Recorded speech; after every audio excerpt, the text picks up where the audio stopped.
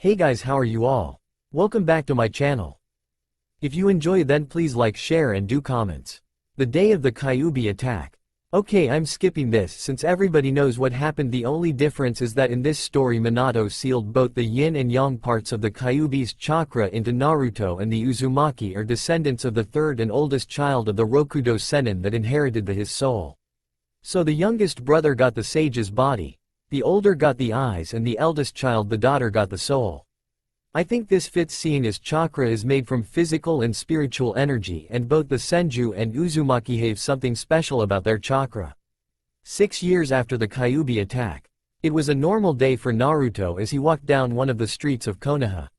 If people were not glaring at him, they were ignoring him. Naruto wasn't sure what he preferred. His thoughts on the matter was cut short as a hand grabbed him and he was pulled into an alley before being knocked unconscious. Naruto later woke up in the middle of a large forest from the punch of his kidnapper. Well, it seems the little demon brats finally awake, came the taunting voice of a young man with red eyes and shinobi uniform, and just seeing the 3 tomo in the eyes Naruto knew it was an Uchiha. Now that you are awake, I can begin getting a little justice for all the Uchihas that died because of you. Just as Naruto was going to respond, the Uchiha silenced him by putting his hand over his mouth and then with his other hand pulled a syringe filled with something red that he injected into Naruto's chest near the heart. This was hard to get, but it's just perfect for killing little demons. You see, this the blood of the Shodem Hokage, so it will stop that annoying healing that you have and kill you as it did those children that Orochimaru used it on. So how does it feel to know you're going to die, you little hell spawn? The Uchiha says as he brings Naruto up to his eye level, something he regretted directly after, as Naruto reached out and clawed at his face with his hand, drawing blood as well as damaging the left eye. The Uchiha immediately drops the boy, who runs off while trying to wipe of the red liquid that had gotten onto his face and in his eyes when he clawed the Uchiha. Back with the Uchiha, the man was trying to decide if he should go after the boy or return home and make sure his eye wasn't damaged too badly. In the end, he decided that the brat wasn't worth the trouble, as returned home to get some aid for his eye and keep his other on his best friend Itachi, who has been becoming more distant from the clan recently.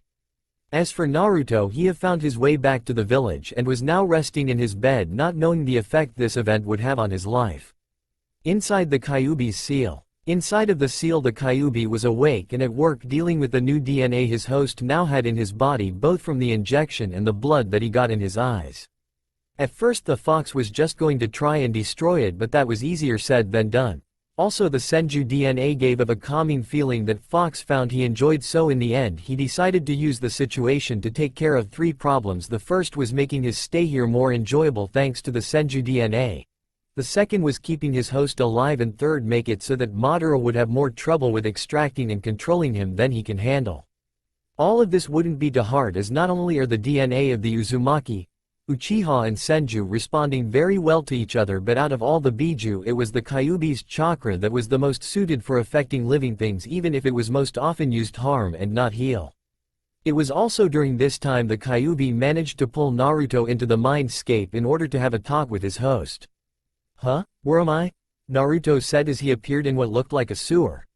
Over here, kid, come, we have some things to talk about, came the loud booming voice of the fox. A moment later, Naruto was in front of the cage holding the Kyuubi. Kyuubi, I take it that you are sealed inside of me, and that is the reason for all the nice names I get called from time to time, Naruto says, a somewhat bored tone as he looks at the giant fox.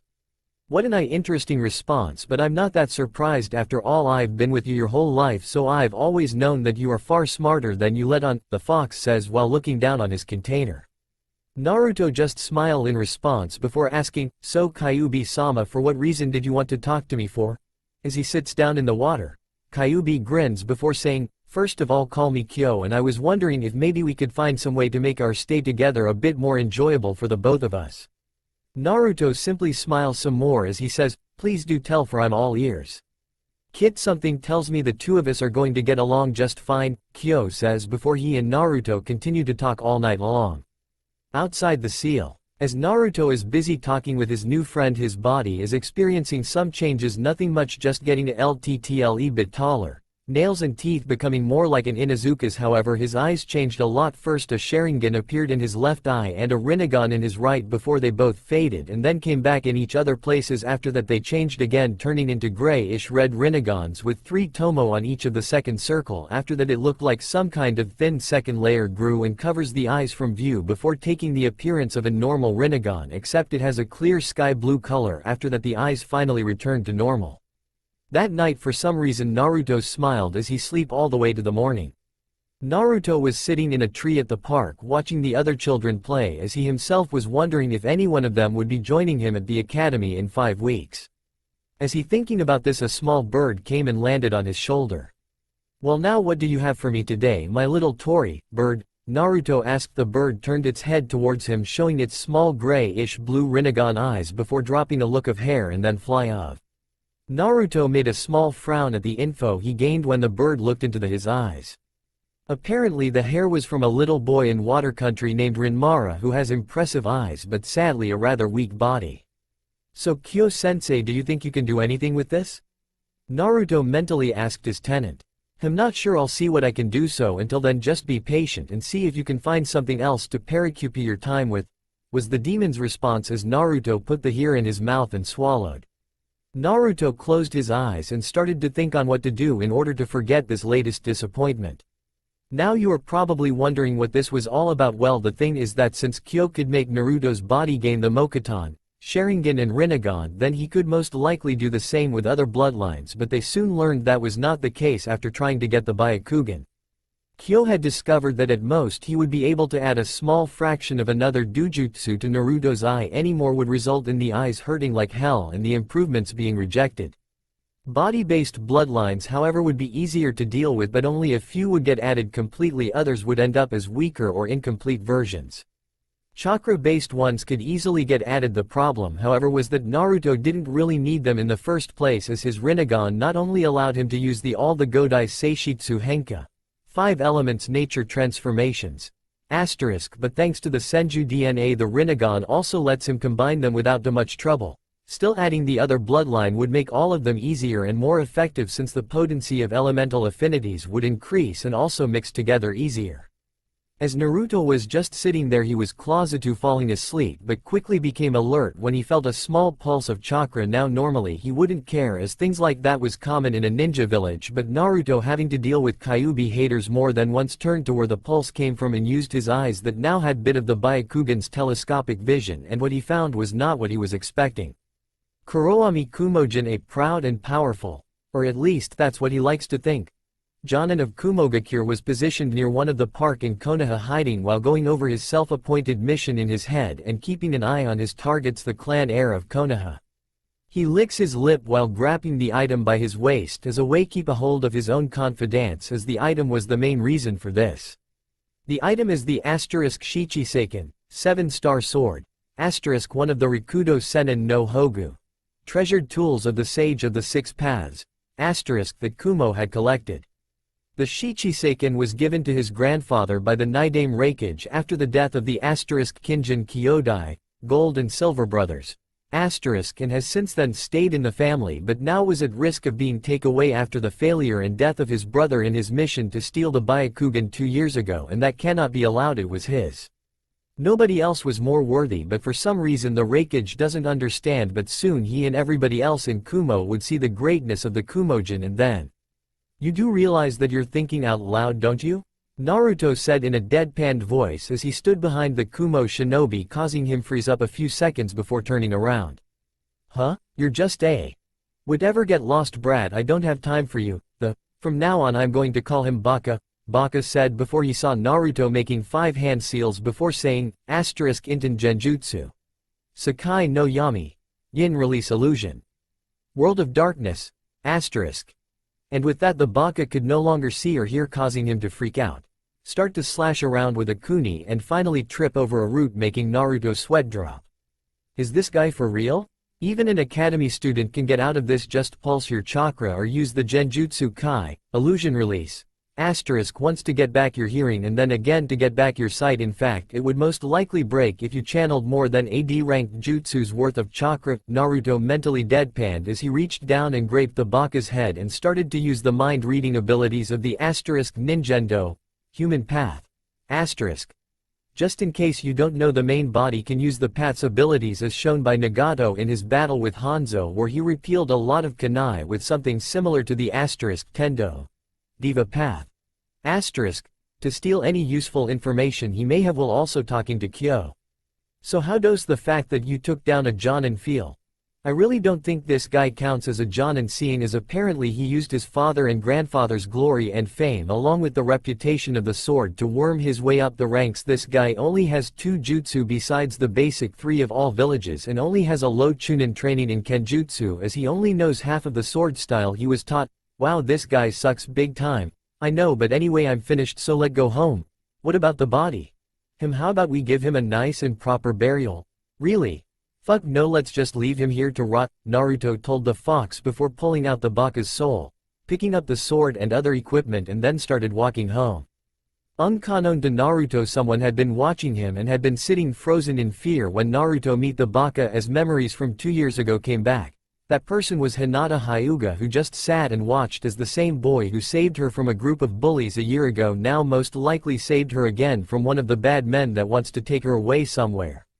It wasn't until an hour later when a branch family member came and said that it was time to go home that she regained the ability to move, and later when she had fallen asleep in her bed, the name she once heard the Hokage call him one time in the park a few weeks ago was something she repeatedly mumbled in her sleep, Naruto-kun. The next day. That morning, Naruto could be found in a clearing surrounded by trees training in using his new sword with the help of the sword style that he had taken out of the baka's head. Another thing was the power of the sword itself, which Kyo had a good amount of info on. Then again, he was part of the things sealed inside the sword original owner, so that not too strange, seeing as in this story the Kyuubi, unlike the other more mindless Biju, also has large parts of the Jubi's memories. The most well-known thing about the sword is what it can do when used together with the other tools by having the Kokinjo, golden canopy rope. Pull out someone's soul and then use the Shichiseiken to cut off and curse the soul. After that, the soul would be recorded by the Benihisago. Crimson Gourd. After that, if the cursed one breaks the word's curse, say the word they said the most in their lives, they would be sucked into the Benihisago. There might be something after that involving one of the 2 remaining tools, but Kyo is having a hard time remembering at the moment. However, he does recall that the sword has more than 1 curse. In fact, there are 6 curses and 1 anti-curse, giving it a total of 7 curses. Yes, it's a lot, but it is called the 7-star sword for a reason. The curses are the word curse, the standard curse that sucks the victim into the gourd if they say their most used word. This is also the only one that you need to cut the soul with. The others will still activate if you cut the body. This is also the only curse that is used since nobody knows how to use a different one. The illusion curse. When the victim is cut by the sword, they will slowly start to hallucinate and most likely going mad after some time. The beast curse. When the victim is cut by the sword, they will slowly start to turn into an animal. What kind is a bit random, mostly something fitting for the one cut. The penance curse. When the victim is cut by the sword, they will forced to experience all the pain, both physical and emotional, that they have inflicted upon other for unjust reasons. So things like self-defense or things like that doesn't count, and if enough, like for someone as Orochimaru, it might even kill the victim. The no evil curse. When the victim is cut by the sword, they will hear someone in their head say see no evil, hear no evil and speak no evil, and then lose the ability to see, hear and speak. The misfortune curse. When the victim is cut by the sword, they will have extremely bad luck all the time for 7 years. So it's the same as breaking a mirror. And the 7th and last curse, the anti-curse. The user can, by wishing for it, make the names of those cursed appear on the sword, and then by speaking their names release them from whatever curse they're under. The last thing about the sword is that the illusion, beast, penance, no evil and the misfortune curses can only be used once a week each, no matter what day they were used. So if you use all 5 of them, then you won't be able to use them again until the end of Saturday and beginning of Monday, and that in order to choose which curse you want, you will have to say its name shortly before the cut, during the cutting, or shortly after you cut the victim. In short, it is a powerful and nobody would know that it is the Shichiseiken, as Naruto had found a way to form a connection between the sword and his Rinnegan and can now summon and change its form whenever he wants and has now changed it into a completely new form. It now looks like the cursed sword that Saga has in the One Piece movie Curse of the Sacred Sword. As Naruto was training, another one of the little animal spies that he had summoned came into the clearing. This time it was a lizard, but it didn't have anything with it but that after while they don't have Naruto's Sharingan abilities, they can still see chakra and observe as people train, and when Naruto made eye contact with it he smiled as it scampered off before continuing his sword training while looking at his new memories, making sure to pay close attention to what the Sandaime Tsuchikage was saying as he was teaching his granddaughter Iwa's secret flying jutsu. Naruto was happy. No scratch that he was very happy. Why? Because he had been given a gift from two gods that had come down to earth in the forms of a silver-haired cyclops and green humanoid-shaped thing with two fuzzy caterpillars on what most likely is its head. Flashback to earlier that day. Naruto was just been sitting at a nice little restaurant enjoying the free food he had persuaded, in other words Sharingan mind control, the owner to give him as a reward for joining the academy tomorrow. However, he then looked out the window and saw the two strangest people he had ever seen before, apparently having a contest of some sort. Yash, my eternal rival, it is your turn to decide what youthful challenge we will have this time. The green thing shouted out towards the silver-haired one standing just a short distance away. Okay, how about the first one to go and get a mission from the Hokage without moving his feet from this spot wins? The silver-haired one said with a lazy voice. Very well Kakashi, but be ready for I shall win this, but if I lose then I will. And with that the green one started ramble on about all the things he will do if he loses, not seeing Kakashi form a cross-shaped hand seal, creating a clone that starts jumping towards the Hokage tower. Nobody ever saw the blonde boy's eyes change back to normal after he had used the Sharingan part of his eyes as soon as he had seen Kakashi bring his hands together. Flashback over. After trying out the new jutsu, Naruto quickly learned of the memory transfer ability and nearly cried of happiness as he now no longer had to deal with a problem that had been bugging him for a long time now. You see, Naruto has had a hard time choosing just what to train in. After all, should he train his dojutsu, one of the many jutsu that his little spies had analyzed, one of his elemental bloodlines, or maybe he should try and make a new jutsu for one of his many elements, not to mention training his body. In short, there was just too many things for him to do all by himself. But now about 100 Narutos can be found at the training ground farthest from the rest of the village, all doing one thing or another, such as chakra control exercises that Naruto read about in the library after getting the old librarian fired because she refused to let him be there. The real Naruto was at the moment sparring with two of his clones while wearing weights and was doing rather well until the clones started using jutsu. Koton. Shinto Senoboj, Steel Release. Impervious Armor. One of the clones called out as the skin on its hands and arms turned into an almost black dark gray color. Raiden. Jabashi, Lightning Release, Electromagnetic Murder. The other clone said as it sent out a wave of electricity at the original. In the end it didn't help at all as the original raised his hands towards the two clones just as they called out their jutsu, and two black diamond marks overlapping each other appeared on each of his hands. Maiden. Kayaketsuko, Dark Release, Inhaling Ma. And with that the two clones along with their jutsu were sucked into the original's hands. With the fight over, Naruto sits down thinking on what to do next before he goes to sleep, as he will be going to the academy tomorrow. His thoughts were interrupted however as one of his summoned birds appeared out of thin air. Something his spies can do now that he discovered that the animal path lets him use something called Zofuku Kachiyose no Jutsu, Amplification Summoning Technique. This is a summoning technique that in which the summoned creature is given a special condition, and when that condition is met it gains a certain ability. In this case it is that Naruto's spy summons becomes hidden in a jutsu that hides them from sight and chakra sensing when near people with chakra other than Naruto.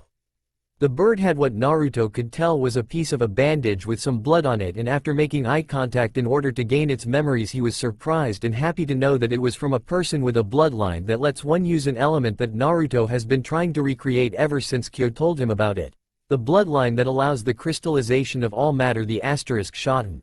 Crystal Release, After consuming to the blood, Naruto decided that he had done enough for today, and after getting into bed dispelled his clones, letting the info backlash knock him out. Next day, "Hey, wake up kid, it's time for you to go to the academy," Kyo said as he woke his host, little brother figure. Naruto yawned and nodded as he got out of the bed, ate breakfast and got dressed. Speaking which, Naruto was now wearing a pair of dark blue shinobi pants and a light blue with purple trim Chinese shirt. Also his hair had changed a bit, not sure how to describe it but just think Ichigo's hair when he fight Aizen after mastering Zangetsu, but instead of orange it's the same blonde as always, before heading towards the academy. As Naruto left his apartment he made a large amount of cage bunchins that he sent to different locations that he knew people rarely if ever visited, as well as a large group to the library under Henges. The academy. As Naruto entered the academy he could already hear how many of the adults there warned their kids to stay away from him. After that he found his classroom and sat down along with all the other kids waiting for the teacher. While he was waiting he could feel someone watching him, so he started to look around to see who it was. The first person that stood out was a loud boy with 2 red tattoos on his cheeks and a puppy on his head. This was one of the clan children, his name is Kiba Inuzuka. After that came a platinum blonde girl who was arguing with a pink-haired girl over a raven-haired kid whom Naruto recognized as the younger brother of Uchiha Itachi, but none of them as the one he felt, so he ignored them. After that there was a FAR big-boned kid, a lazy kid with pineapple-shaped hair, a quiet kid who was looking at a bug, and then he saw her. She was wearing a baggy jacket, had indigo-colored hair and a pair of pretty white eyes. Then they made eye contact and the girl became a whole new shade of red when Naruto smiled and waved at her, and just after she did the same back the teacher came into the classroom. "Hello everyone, my name is Iruka and I am going to be your teacher for the 8 years you're all going to be here," the now named Iruka said as all the kids got ready for an exiting lesson. "Now then let's have an introduction so we will all know each other and then we can start our first lesson. History," Iruka declared happily, ignoring the children's disappointed faces. It was the start of something that would bore many into insanity. The academy. It has been a month since Naruto was seriously questioning the competence of the school board as he found the lessons to be severely lacking. He had found a few things that he enjoyed, like playing shogi with the lazy kid and quiet kid whose names he had learned was Shikamaru and Shino. Naruto also enjoyed talking with the white-eyed girl named Hinata, trying to help her with her shyness as well as making her blush, as he found her incredibly cute when she does that. He had also found someone to help him train his body. It was the same green thing he saw the day he copied the cage bunchin. That thing was made a guy. Flashback. 2 weeks ago. Naruto had just arrived at one of the normally unused training ground where he discovered that it was already being used by someone. "Yosh. And once I've punched this log 200 times I will." "Oh hello there," Guy said as he noticed Naruto entering the training field. "Hi," Naruto answered. "And what would a youthful young boy like you be doing here at this youthful training field?" Gasp. "Wait. Don't tell me I can already guess that you are here to fan your flames of youth," Guy said as he shouted the last part. "Right, sure, let's go with that," Naruto says in a somewhat freaked out tone as he tried to decide if he should run away or not. "Yosh. Then I, the beautiful green beast of Konoha, shall assist you in your attempt to fan your flames of youth," Guy shout as he appears in front of Naruto and makes a nice guy pose. "For some reason I'm starting to wish that I ran away," thinks a really freaked out Naruto. Flashback ends. However, he has also discovered something disturbing about himself. While his life has been getting better, it didn't change the pain and hardship he suffered when he was younger and hadn't met Kyo. He suppressed the pain, anger and other negative emotions that he felt, and that in turn created something inside of him. This being is a problem as it causes a kind of spiritual instability in his soul, preventing him from gaining full control over all the Rinnegan's abilities, one of which is the ability is the 6 paths of transmigration. That will let him have more than one body. But he already knew a way to get rid of it, as all he needed to do was let it out and it would start to fade away along with the suppressed emotions, and even though he didn't like the result of letting it out, he needed to do it, otherwise it would just grow and most likely cause some serious problems in the future. In fact, today was one of the days he would be letting it out, which is why he wasn't very happy when the academy ended for the day. That night, Naruto was walking toward a house near the center of Konoha. It wasn't his no, the reason he was going there was because of who lived there. Iwamaru, now Iwamaru Tate, once a fellow orphan and now soon to be corpse. The reason was that back during Naruto's time in the orphanage he was constantly being bullied by that fat little bastard, and Iwamaru also kept stealing food and putting the blame on him. And now that witch Naruto has come to call Yami, Naruto wants revenge. It was easy for Naruto to enter the house as the family there were civilians, and once he was inside Iwamaru's room the cast a noise-blocking jutsu and then the execution began. "Hey asshole, wake up," Naruto said as he kicked Iwamaru of the bed. "Wow, what the hell? What are you doing? In fact, why the hell are you here?" Iwamaru shouted as he looked at the one who had woken him up. "Long story short, I have some pent-up anger and stuff that I'm going to take out on you for all the shit you put me through back at the orphanage a few years ago," Naruto answered as he sent a pooch into Iwamaru's jaw, breaking it. After that Naruto continued to hit, kick and hurt the fat boy, getting angrier as more and more painful memories appeared in his head, but with each injury inflicted upon Iwamaru the memories started to fade. An hour later Iwamaru was nothing more than a bloody and whimpering mess when Naruto finally decided to end it and preformed 5 hand seals, making a baseball-sized orange sun appear in his hand. Asterisk Shikuden. Dasui no Shi, Scorch Release. Death by dehydration. Naruto stated as he threw the mini sun at Iwamaru's now still form, which shortly after that started to look like a mummy without its bandages. After that Naruto simply left the explosion tag with a 4-minute time delay and headed home. Once Naruto lay down on the bed he just closed his eyes. Naruto's mindscape. The mindscape, once a sewer and now a field full of grass with a big-ass fox with 9 tails sleeping in the middle of it. "So the fat bastard is gone," Naruto heard someone say from behind him, making turn around, causing him to come face to face with himself, except more angry looking and transparent. "Yeah, so that makes it 5 people now: the orphanage matron, that one store owner, those 2 Chunins, and now Iwamaru," Naruto answered his darker self. "You know, I wouldn't mind another 2 kills or so, but it's not worth it, Yami," Naruto says before he hold out his hand to Naruto. Naruto simply smiles sadly and grabs Yami Naruto's hand, making him turn into blackish purple dust that is absorbed into Naruto's body, accepting his darkness before leaving his mindscape. Kyo lazily opens his right eye and thinks, yeah, it's finally time for him to learn one of the Rinnegan's most powerful abilities, the 6 paths of transmigration. "I'll teach it to him tomorrow," before falling asleep again.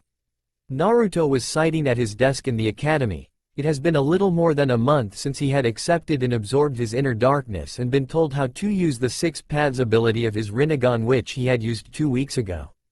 Flashback 2 weeks ago, forest clearing. Naruto was meditating in the forest near an abandoned shed, preforming hand seals while listening to Kyo. "Okay kid, once you feel that you have memorized the hand seals we can begin and get ready. This jutsu is both tiring and painful, but out of the 3 versions the Rukodu Sennin made, this one was far better than the one that used standard clones or dead bodies," Kyo says as Naruto opens his eyes and walks into the middle of the clearing. He preforms up to 30 hand seals and calls out, "Rinnegan Onmyat and Hinjutsu. Rinne Bunshins. Rinnegan Yinyang Release Secret Technique. Samsara Clones. Asterisk." And with that, chakra bursts out from his body and splits into 6 human-sized orbs that slowly starts to take human form. While all of this was happening, Naruto had fallen on his knees and was gritting his teeth in pain as it felt as if he was being ripped apart both physically and mentally. After an hour of the torture's experience he finally recovered enough to see the results of his jutsu. And there they were, his 6 paths, all looking just like him. Naruto quickly noticed that their eyes were completely blank. "Hey Kyo, what gives? Why are their eyes blank and why can't I control them?" Naruto asked his favorite giant Furby. "You haven't connected them to yourself yet, so just go to one. Look it in the eyes. Place your hand over its heart and channel your chakra into it," Kyo said while he did whatever it was he was doing at the moment. Naruto followed the instructions and soon he was looking with 2 pairs of eyes. After getting used to this new dual perspective of the world, he proceeded to do the same to his other paths, after which he started to practice in controlling them, something that wasn't all that easy. "Well, this may take a while," Naruto says as he scratches the back of his head, only to sweat drop as he saw and felt himself and all his paths do the same. Flashback ends. Since then he has learned how to use his paths without much trouble, as well as learned the difference between the different version the Rokudo Sennin created. The first just used normal clones like water, earth or shadow clones. The good thing about this version was that the paths were easily replaceable, but they were too easy to destroy and couldn't fully use their abilities without risking dispelling from the large amount of power. The second version used the corpses of others, This kind was harder to destroy but needed chakra receivers to work, and the paths became weaker the farther away from the main body they went, along with almost only being able to use their path abilities. The one Naruto is using was the last version the Rokudo made. This one had no problems when it comes to the range between the paths and main body, nor was the paths limited to just their standard abilities, as inside Naruto's mindscape there are 6 statues, each with a scroll with the status and info of its path on it that can be used to change the paths in different ways. Not only that, but the paths are just as real as Naruto's main body and has the same strength, speed and the like, and if that should change, then Naruto can use an ability called synchronization to fix that. Finally, the connection between all the bodies work both for chakra as well as nourishment, so if one eats something then it's like they all had something to eat. Here is the status and some info on his paths. Some of the things here I have made up myself and the rest I have learned from things like Narutopedia. First of all, each path along with their special abilities has one of the main elements. They will also be able to each use up to 2 sub-elements connected to that element. However, any other kind, even non-elemental jutsu, will be very difficult. It is possible for the path that has the yin-yang element to preform some jutsu and then send it away with the link that all the paths share, allowing them to use it, but only some kinds of jutsu, like for example the henge, transform. Also, the one with the yin-yang element can only use one sub-element, but it can anything the user wants. And finally, all of the paths can create the chakra receiver medal. All the paths are dressed in hooded Akatsuki-like robes but without the red clouds, and wearing masks like the Anbu. Tendo, Diva path. Elements.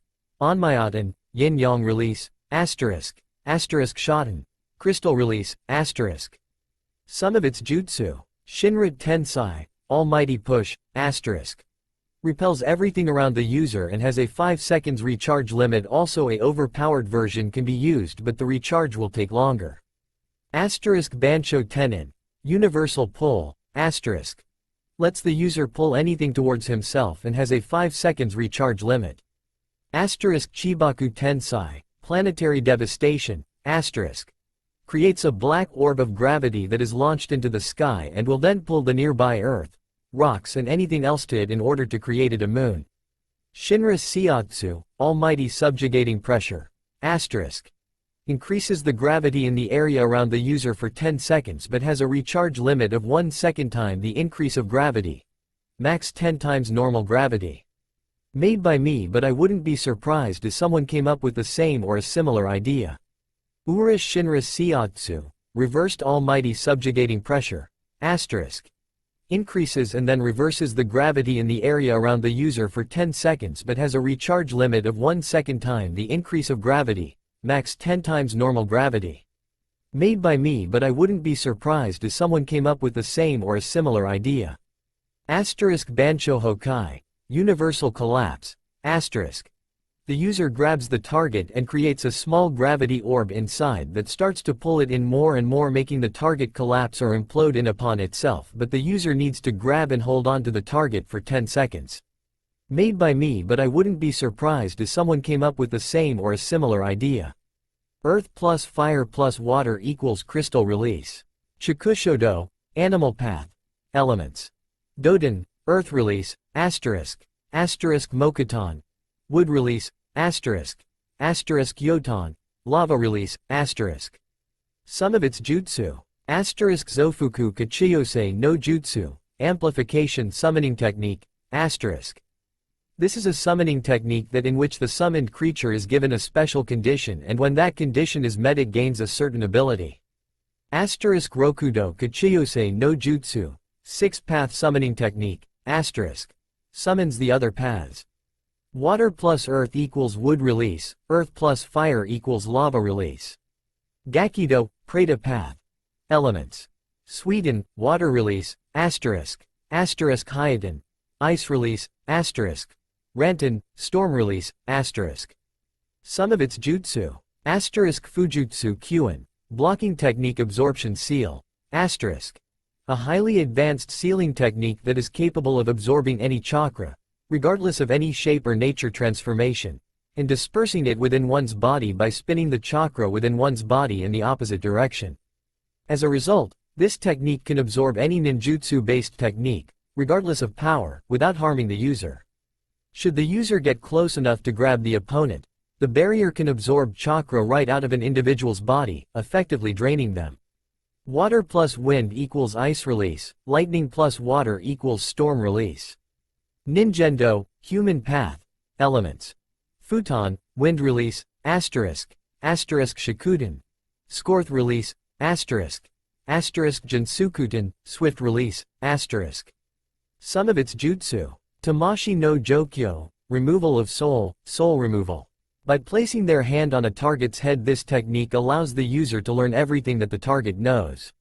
Once this is done, the target's soul is ripped from their body, killing them, but Naruto's Rinnegan is more advanced, so the Ken chose to let them live.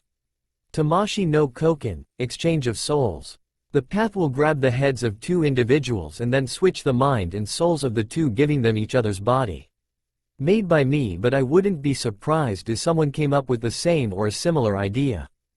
Fire plus wind equals Skorth release, wind plus lightning equals swift release. Shirado, Asura path. Elements. Raiden, lightning release, asterisk. Bakuten, explosion release, asterisk Jishikuten, magnetic release, asterisk. Some of its jutsu. Kaiwan no Haya, flaming arrow of amazing ability, asterisk. The path detaches and fires its hand like a chakra, and it will act like a magnet to draw the hand back for reattachment. It also functions to protect the hand, allowing it to severely damage rock, but not the hand itself. Asterisk Kaiwanden, flaming arrow missiles, asterisk. The path pulls out its hand, which is revealed to be connected to the arm by a thick cord with missiles attached to it. The missiles then can be launched, causing massive explosions. These missiles can also come out of the path's body, and be launched at the opponents directly with a homing effect. Hikari Bakatsu, light explosion, asterisk. The path opens up the upper right side of its chest, revealing a cannon of sorts. The cannon then releases a massive blast of chakra in the form of a laser, causing a powerful explosion that devastates the surrounding area. Not made by me, it's just a modified version of Pain's laser explosion. Asterisk Gihikai Bakuden, self-destruction bomb, asterisk. The path can, if the need arises, make itself explode with the force of up to 50 explosion tags. Made by me, but I wouldn't be surprised if someone came up with the same or a similar idea. Lightning plus earth equals explosion release, lightning plus earth equals magnetic release. Jigokudo, Naraka path. Elements. Kaiten, fire release, asterisk. Enten, blaze release, asterisk. Futen, boil release, asterisk. Some of its jutsu. Asterisk Yama no Surui Skugeng, Yama's kind restoration. Can heal others with the Gedo as long as they're still alive. Made by me, but I wouldn't be surprised if someone came up with the same or a similar idea.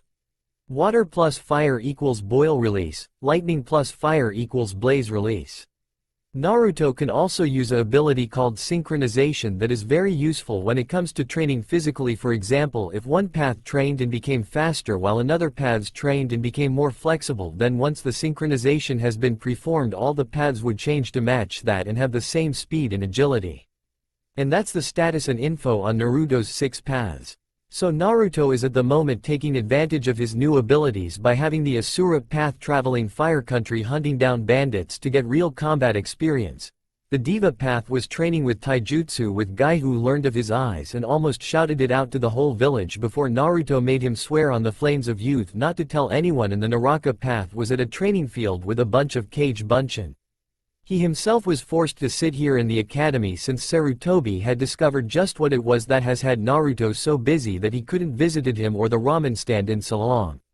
The Hokage was shocked to say the least when the boy he saw as a second grandson turned out to have the legendary eyes of the Sage of 6 Paths, and while he was happy the boy didn't show everyone in the whole village, he still wished that Naruto would have told him, but done is done, so they decided to keep the Rinnegan secret until it would be a good time to reveal it.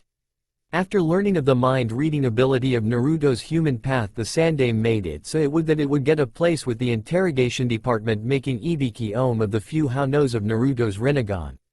As for his remaining paths, the Preta path was at Ichiraku eating ramen, and the animal path was in the forest summoning new spies as well as waiting for the already existing ones to come back. However, none of this changes how dull Iruka's history lesson is, not to mention he's still getting used to his new mask that he wears, since now the Rinnegan has grown stronger and is now permanently visible even on his second layer, but it still hides the Sharingan part of his eyes along with protected them from things like dust or salt if he was underwater. Also, his mask looks like the one Sojiro Kusaka has in the Bleach movie Diamond Dust Rebellion. How the hell will knowing this stuff help us out the field? What do you think, Hinata? Naruto asks the Hyuga girl right next to him. Well, I guess we seek and learn from their mistakes and successes, and Naruto-kun, the shy girl answered while growing red at talking with her crush. I would rather do something interesting, like maybe spar with a cute girl like you, Naruto says with a smirk.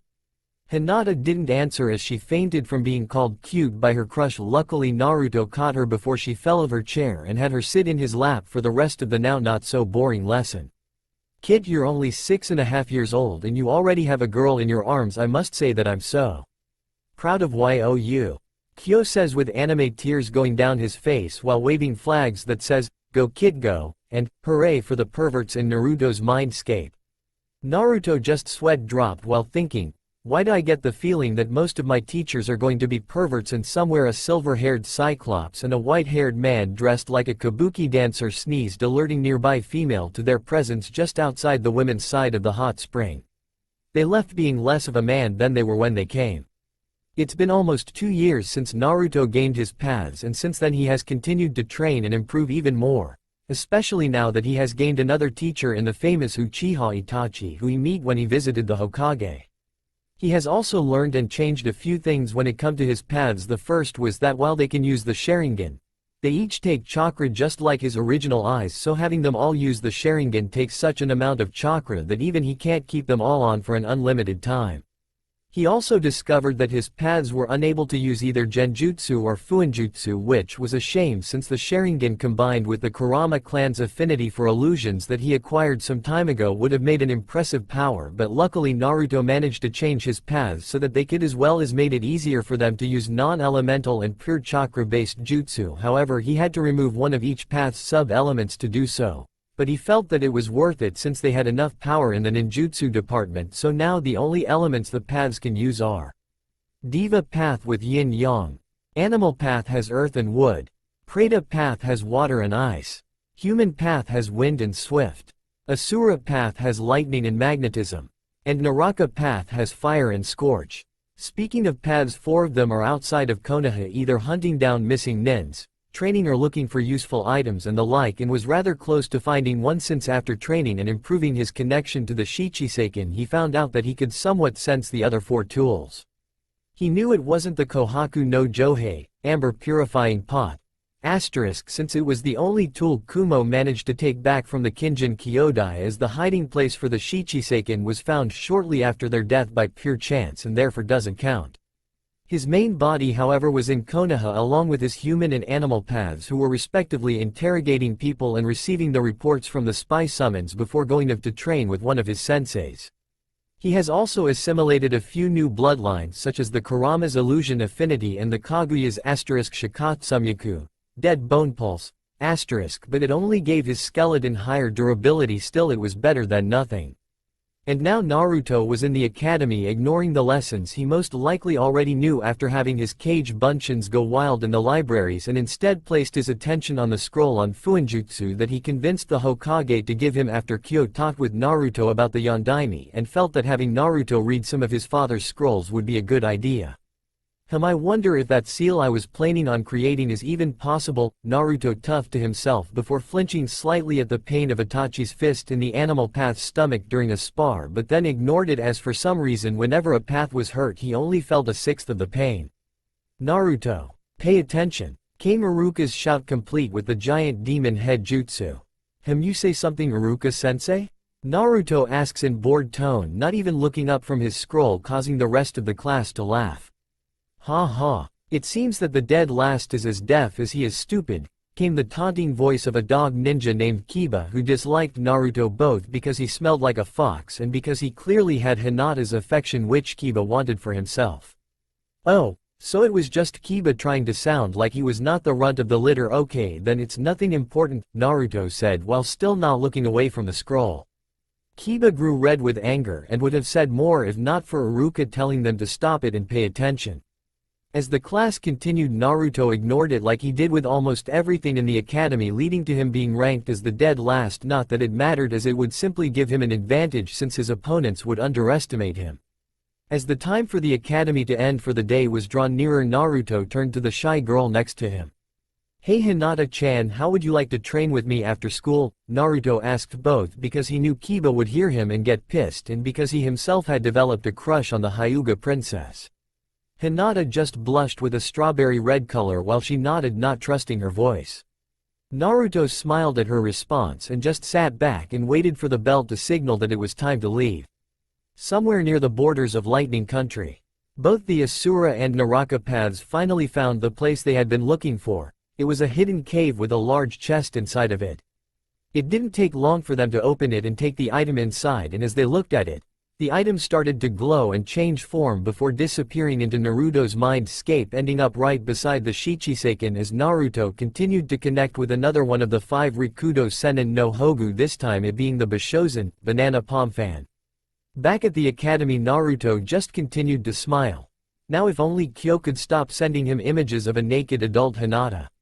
And that one more chapter and soon it will get to the point where the real anime, manga began, and hopefully be a bit easier to write more. Now for the Omaka, the super pervert. Naruto was just sitting in the Hokage's office waiting for him to show up, but then he got bored and started to play around with the Hokage's crystal ball. Suddenly the ball starts to glow and shots out a light that goes out the window and hit the Hokage monument and started to project a giant TV screen on the whole mountain. On the screen shows an image of Captain Pedophile as he was undressing the younger Sasuke when the dramatic voice starts to speak. In the last episode, the great and gay Captain Pedophile was just about to molest a small boy when suddenly, Captain Pedophile is engulfed in a bright light and disappears. Somewhere else, Captain Pedophile appears in what looks like an abandoned brothel. "What? Who is responsible for interrupting my fun time?" the mighty Pedophile yells out. "It was I," a voice answered him as a shadowy figure appeared before him. "Who are you?" Captain Pedophile asks, causing the figure to laugh. "Who am I? Haha, old friend, do you not recognize me? I am the one, the only." The figure begins as the lights comes on, making Captain Pedophile and the figure shout out at the same time. "Super pervert." Yes, he was the white-haired super pervert Jiraiya, wearing nothing but his sandals, a red cape and a pair of really nerdy glasses. Also he had the words, "Want some of this?" painted on his chest with an arrow under them pointing at his private parts that were only covered by a green loincloth. "Captain Pedophile, I have called you here to tell you of a great evil that is even now plotting our demise. They have in fact already gotten rid of our comrade the legendary sucker by making her sober, so now nobody can take advantage of the fact that she always dreams that she is trying to suck out the last sake in her bottle when she has fallen unconscious from the alcohol," the super pervert says while crying near the end. "By my 8 tentacle penises, what kind of sick and evil monsters would do such a thing?" Captain Pedophile whispers in shock, but the super pervert hears him and answered. "I'm not sure, old friend, but I believe we both know someone who has the answers we seek," the super pervert says as he walks up to something covered in a large sheet. "You are referring to our great and wise teacher, are you not?" Captain Pedophile asks as the super pervert pull away the sheet. Indeed, the fantastic and horny monkey man Sarutobi himself now get into the Pervo Mobile, the super pervert yells. "That's just a double-seated bike," Captain Pedophile deadpans. Well, you see, I kinda spend all my money on porn and hookers. Anyway, let's go," super pervert says before he and Captain Pedophile rides out of the brothel and into the sunset. Back in Konoha, projection ends and Naruto leaves, feeling that he can wait till tomorrow to speak with the Hokage. Not a single word was said in all of Konoha for the rest of the day.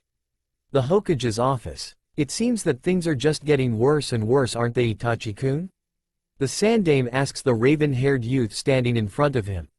"Sadly, yes. It appears that my clan is not going to change their mind about the coup, not to mention they are suspicious of me and have sent Shisui to keep an eye on me," Uchiha Itachi answered. "Well, ain't that a fucking bitch?" Naruto said. He came into the office without knocking as usual, scaring the crap out of the 2 older ninjas.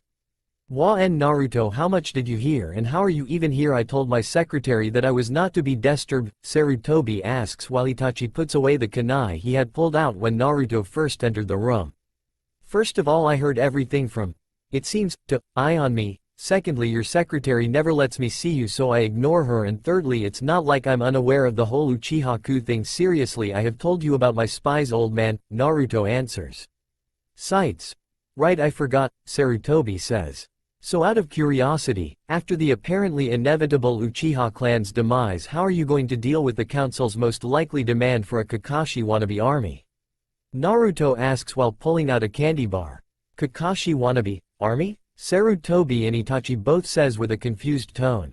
Rolls eyes, yeah, do you guys really think that once all those Uchihas are dead someone on the council won't get the bright idea that if every Konoha shinobi has a Sharingan like Kakashi, then Konoha would be able to attack and take over the world or something like that? Naruto asks as he opens up the candy bar. This question made the two shinobi think and was mentally kicking themselves for not thinking about that as well. He is correct, Hokage-sama, that is a very likely thing to happen once my clan is dead. Itachi admits, pausing a bit near the end about his family's soon-to-be deceased status. Yes, this causes a problem since any transplant of a Sharingan without the original owner's approval has always led to different mentally problems for the receiver. Sarutobi admits knowing that many the council will ignore that fact and still order the transplants to be made. And I would not have enough time to both put an end to the coup while also making sure all the Sharingans are destroyed, Itachi says. And it's not like I can follow you. Take the Sharingans, use the seal on my stomach to pull them into my mindscape, and by doing so keep them out of the wrong hands, as well as use them to help me control the Kyuubi's chakra. Not that I would need it with Mr. Giant Furby, hey. And I being on such good terms, but they don't need to know that since it would only give them a heart attack, Naruto says with a sarcastic voice while mentally adding the last part as well as ignoring Kyo's shout of indignity. Picking up on the sarcastic tone and what he really means, both Sarutobi and Itachi first tried to argue but had to agree when Naruto pointed out that there was no one else with the ability to pull stuff into his mindscape that they could turn to. The next day. Today was the day when the Uchiha clan would fall by the hands of one of their own. Naruto, however, was inside of the Uchiha compound of all places, looking at the body of the infamous Shunshin no Shisui of the body flicker, chuckles softly. I know that it was far from what you intended, but I am grateful for what you did, Shisui. If you hadn't tried to kill me that day, then I doubt I would be anywhere near the level of power I have now, Naruto says as he looks at the unmoving body before continuing. Still, just because I'm grateful doesn't mean that I like or even respect you, but I just wanted to let you know that I'm not doing this out of revenge or because I think you owe it to me. I'm doing it because it's a golden opportunity that I'm simply taking advantage of, Naruto finishes before moving his hand to Shisui's face. Later on, when some clan members come by, they couldn't find anything wrong, but something had changed about Shisui. His eyes were now open and two Sharingan eyes could be seen. With Naruto. Hey kid, Kyo says to get his host's attention.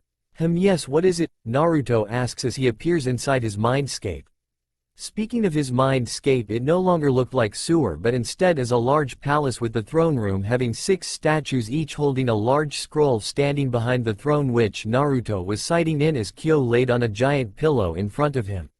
Why did you give him those eyes after you removed his original ones? Kyo asks lazily. Because I seriously doubt that someone else won't come and try to take those eyes, as out of all the Sharingans in the clan none have that rare and powerful ability. This way we will know thanks to that special little thing that was added to them, Naruto answered. Right, and what was it we added? I kinda forgot, Kyo admits somewhat sheepishly. We will be able to track the eyes and tap into the senses and memories of the one with the eyes, and if need be make the eyes release a poison that will cause blindness, Naruto explains. Suddenly he hears a girl's voice calling his name and gets up and disappears from his mindscape, ignoring Kyo waving a flag that says, Go Pervo Power. Outside the mindscape, Hinata was blushing as she gently shook her crush in order to wake him. Yes, Hina-chan, Naruto asks, enjoying the cute face she make when she hears the nickname. I was wondering what we would be practicing today, and Naruto-kun. The shy Hyuga shuddered out, causing Naruto to smile as she is just too cute for him not to. Oh, nothing too big a deal, just some taijutsu. A little bit of chakra control, but first we're going to fix that shyness of despite how cute it make you look, Naruto says to the blushing girl. B but how will you ah? WW what are you ha? D do you ha ah ha ah ha ha. Whatever she was trying to say was drowned by the sound of her laughing as Naruto had pinned her down and was now tickling her, and it just so happens that she was very ticklish. Now then, if you want me to stop, you're gonna need to promise to be more confident, courageous and be my girlfriend, Naruto says with smirk. Well ha I can't just ha ha okay ah ha ha I promise ah. Hinata manages to yell out, making Naruto stop tickling and get of her. What was all that about? Hinata demands while actually giving Naruto a glare. Just a cure for your shyness, Naruto responds with a happy tone. A cure, that's what you call the torture. It was far from a cure, it worked, Hinata says, shocked as she notices that her shuddering was gone. Yep, even if I find your shuddering to be super cute, your voice is just as beautiful without it, and now it is easier to hear what my girlfriend is saying, Naruto said, enjoying the look on Hinata's face when she hears him say girlfriend and recalls that she did in fact promise to be his girlfriend during the whole tickling thing. You want me to be your girlfriend? You like me? Hinata asks, shocked that her feelings for her crush would be returned even before she had a chance to confess them in the first place. Laugh softly. Kefu fu fu fu Hina-chan, if you would look up that you can see the answer yourself. Naruto says. And yes, I gave him Rokudo Makoro. Laugh from Katekyo Hitman Reborn cause both, since both are awesome. Hinata was confused but looked up anyway, and her eyes went wide and her jaw dropped as somehow the few only clouds in the sky conformed themselves so that you could read, Naruto plus Hinata equals love forever. In short, Naruto had somehow written a love letter in the freaking sky. Hinata just stood there and stared until she let out a loud eep sound when Naruto sat down, pulling her with him, making her sit in his lap. Now then, how about we just talk for a bit and get to know each other a bit better, Naruto says. Hinata just nodded since she just couldn't seem to form any words at the moment. Back at the Uchiha compound, standing next to Shisui's body was an old man covered mostly in bandages, and behind him two Anbu with blank masks. Shunshin no Shisui, you may have sided with your traitorous clan, but from now on your power will be put to good use, as now your Sharingan belongs to the true Hokage of Konoha, the man says as the two Anbu picks up the body and leaves a fake in its place before all of them disappears with puffs of smoke. Death, death and oh. Look, more death. Yeah, not the prettiest thing in the world, but Naruto forced himself to ignore it as he removed the eyes from one of the dead Uchihas before forming two one-handed seals. Asterisk Kakaden. Mun no Hoshang, barrier release. Chest of preservation. Naruto says as the eyes are encased in a transparent box that looks like it's made out of blue glass before he moves them to his stomach and they disappears with a small flash of light into the seal. Impressive. Is it some kind of bloodline limit of the Uzumaki clan? Itachi inquires as he wipes the blood of his sword. Does the same with another pair of eyes.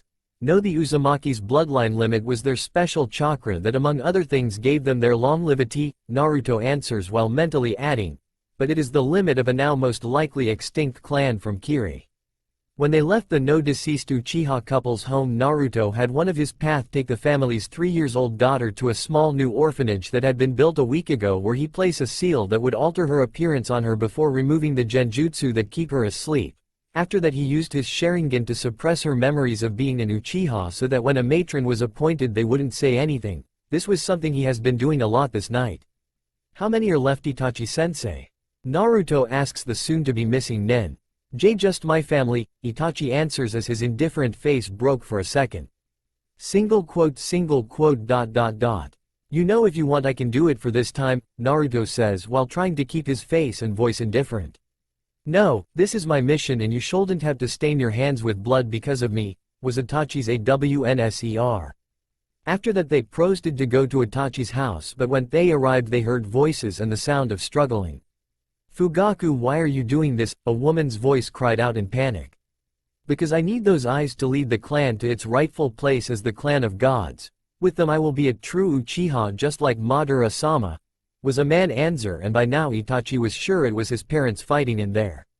As he entered he was greeted by the sight of Fugaku stabbing a sword into Makoto's chest, after which his eyes changed into what looked like a black pyramid made from 3 smaller ones. Think the Triforce from the Legend of Zelda game. Yes. With these eyes I have become a Ga. Fugaku's mad rant was cut short as Itachi's sword came out his chest. With those eyes you've become nothing but a monster now.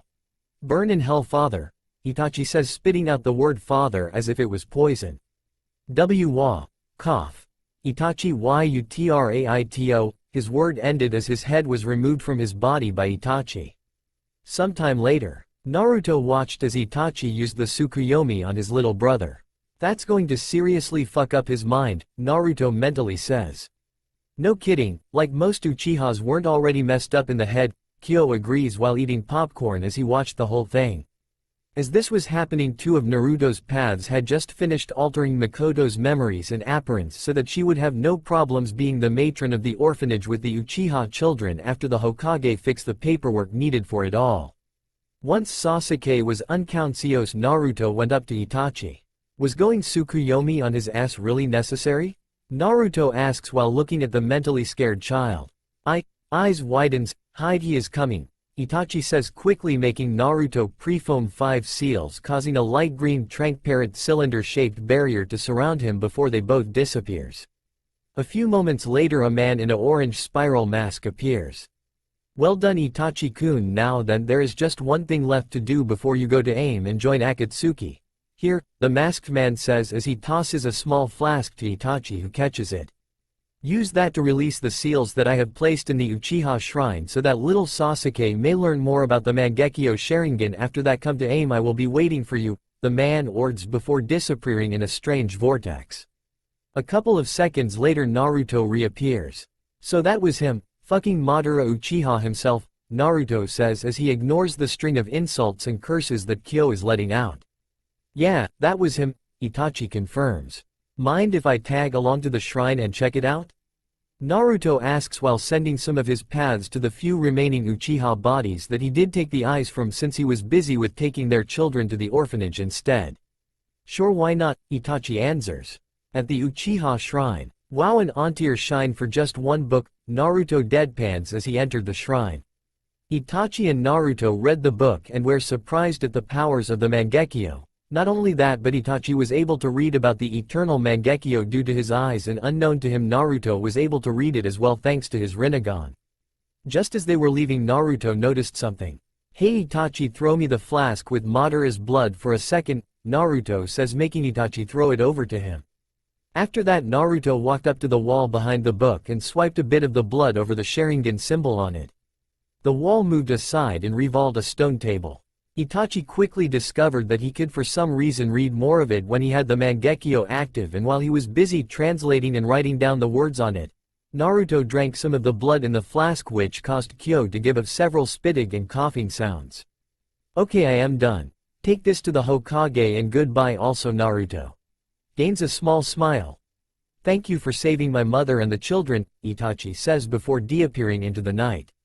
Goodbye Itachi-sensei, Naruto whispers after him for leaving to report to the Hokage, but as he leaves he frowns as the paths that he had sent to the Uchihas that still had their eye couldn't find the bodies. Meaning someone else must have taken them. The Hokage's office. So a few of the bodies were not found? Sarutobi asks as he reads the partly translated text of the stone tablet. There were 3 bodies missing, but I am not sure who it was that took them at the moment, Naruto answers. Still, you did good, especially when it came to Makoto and the children, so you have more than earned your reward. So is there anything particular you would like? Sarutobi asks the masked blonde. Ask for that jutsu, ask for that jutsu, ask for that jutsu, Kyo repeated in Naruto's head over and over again. I would like for one of the jutsu in the Forbidden Scroll, Naruto says, making Kyo shut up. Wha? How do you? Oh, right, your little animal spies, Sarutobi says, annoyed before going to get the scroll, all while mumbling about how S-ranked secrets are not to be known to academy students. Here, chose one, and if it's not too dangerous then you may learn it, Sarutobi says as he hands Naruto the scroll. Sweat drops.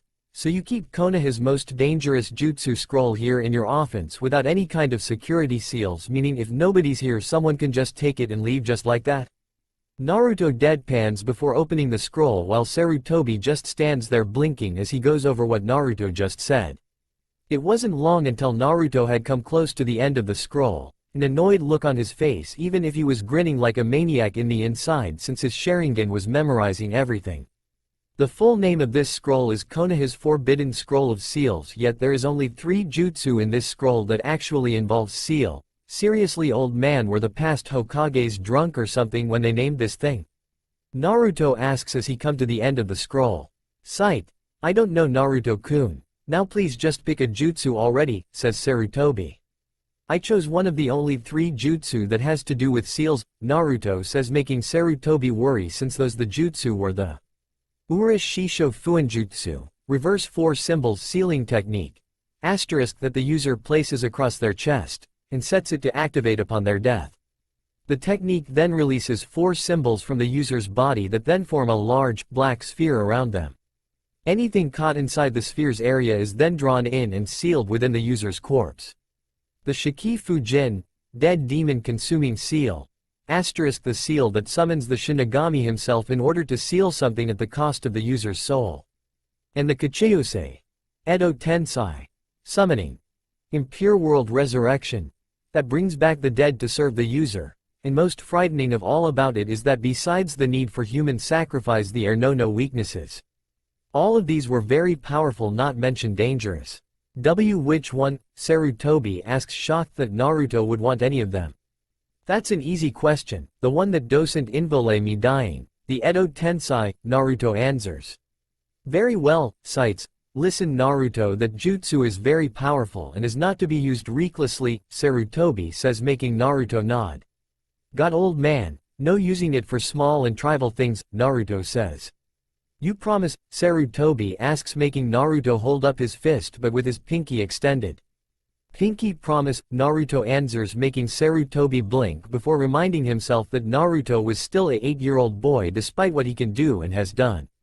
Smiles. Pinky promise, Sarutobi says as he bring up his pinky in the same way.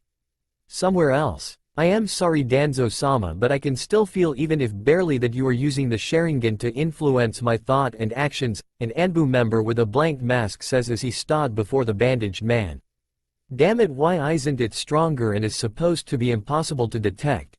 Is it because it is transplanted, or did we pick one of the normal ones instead of Shisui's? The man, now identified as Danzo, growls before regaining control of his emotions and turning to 2 of his Anbu. It will have to do, but I can't take the risk of using it on a shinobi above low Chunin or anyone else that might be able to tell that they are being influenced by it. Now you go prepare the Sirgari room, I want my new arm as soon as possible, he says before leaving while mentally seething over the fact that his eye is not working like it should. With Naruto inside his mindscape. Hey Kyo, what exactly are you doing with all those eyes anyway? Naruto asks as he looks at all the small chest with Sharingan floating around the room. Well, a third of them I am going to try and turn into Mangekyo, and after that eternal Mangekyo Sharingans, which won't be too hard now that we have Madara Tami's blood along with the Mangekyos of that wife-stabbing asshole, Kyo explains before continuing. Another third of them I am going to turn into Rinnegans since I've done it before. It shouldn't be too hard, but it will take a while, Kyo says. What about the remaining ones? Naruto asks, confused. I am going to try and turn them into missing links, Kyo answers. Missing links? Naruto repeats, even more confused. Kyo waves one of his tails and the image of a man appears. This is the elder brother of the sage's 3 children. Now take a look at his eyes, Kyo says, and when Naruto looks he sees that while they appear smiler at first, they are different from the Rinnegan. The Rinnegan has multiple circles in a ripple-like pattern. These eyes, however, just had a single spiral swirling out from the center. The abilities of the Rinnegan and Sharingan are almost completely different, and while his children got the Sharingan, he had neither the it nor the Rinnegan, so just imagine what kind of abilities his eyes could have had, Kyo says, and Naruto couldn't help but agree. Speaking of Sharingans, have you put all the different DNAs we collected from the Uchiha clan in the storage room? Naruto asks the fox, who was tinkering with a pair of eyes at the moment. Of course, all of them named and categorized just like I've done with all the other DNA samples that we collected from those that intercested us, Kyo answers while using one of his tails to point into a different room filled with a large amount of red flasks, each having a small paper tag tied to them. Smirks. Wonderful kefu fu fu fu, Naruto says as he lets out his unique laugh. And that one more chapter. Sorry, I am still having trouble coming up with another Captain Pedophile Omaka, so I am just going to write this instead. Kiba gets lots of bitches. Kiba, I have had it with you constant attempts at getting Hinata, so now I am going to do something I should have done the moment I found out what a horndog you are, Naruto says angrily as he pulls out the Shichiseiken and makes a shallow cut in Kiba's arm with it. Beast curse, he says, and before Kiba even knows what's going on he has been turned into a brown version of Akamaru. Naruto quickly pick up Kiba and a flask before throwing them into the Inuzuka kennels, more specifically the part where all the female dogs are. And the flask contained a powerful liquid ash product that turns into a gas when it comes into contact with air. 7 years later the long-lost Kiba reappears and Inuzuka Sume learns that she has over 2 dozen grandchildren, or in this case grandpups. Now then, I will call your name and you will come into the examination room. First Akira Ki. At that point the Naruto clone stopped paying attention to Iruka and instead concentrated on the scroll that he was writing down, a jutsu that Naruto had been working on. It was a Kakaiden jutsu. It was made with the Uzumaki's special chakra that had been mixed with the Mokuton, making it something that even Kyo at his very best would have some serious trouble with. It was named Kakaiden. Jikukan Kekai. Heitung Shibuyaku no Mishosek. Barrier release. Spacetime barrier. 8-point entrapment of independence. And would create a transparent bright red cube the size of a fist. The cube would then be fired towards whatever the target is. The cube is intangible and the user can change its size however and whenever he wishes. Once the cube has reached the target the user can activate it, making it turn dark green and solid. Anything caught inside of the cube when it turns solid gets frozen in time. When solid the users can still change the size of the cube and whatever is in it will change size along with it, and finally it is completely indestructible. The reason for this jutsu's creation was to help gather something that Naruto had figured would be very useful when it came to getting stronger, even since he learned a little something from Kyo. Speaking of the fox, he had been able to further improve Naruto's eyes in a few ways. The first was that more of the Byakugan's abilities was successfully added, so now Naruto's eyes has both the Byakugan's telescopic vision and its X-ray vision, so now Naruto can see through people's cloths, and of course Kyo did this as soon as Naruto entered puberty. The second thing Kyo did with Naruto's eyes was giving the Rinnegan a boost by fusing one of the new pairs of Rinnegans that he had made with them. As a result his paths can now use more elements and most likely other things, but Kyo and Naruto wasn't sure yet. Kyo hasn't done that much else since he has been busy experimenting with all the eyes that was collected during the Uchiha clan slaughter. However, while the clone was working on the new jutsu, the real Naruto was at the back of the classroom making Hinata a target of envy for all the girls in the class, since after she and Naruto became a couple he has been spoiling her almost every day, something the rest of the girls envied since the first school day after they got together. Flashback. 6 years ago, day after becoming a couple. Jiro Gamaso? Iruka called out. Here, a unimportant kid answered. Hinata Hyuga? Iruka called out. More Naruto-kun please. Give me more, came Hinata's voice, making everyone turn their attention to the back of the class. There were 3 things that everyone quickly noticed. Their first was that Naruto had changed his cloths as well as removed his mask, as he now hid his Rinnegan with a genjutsu connected to a small seal behind his right ear.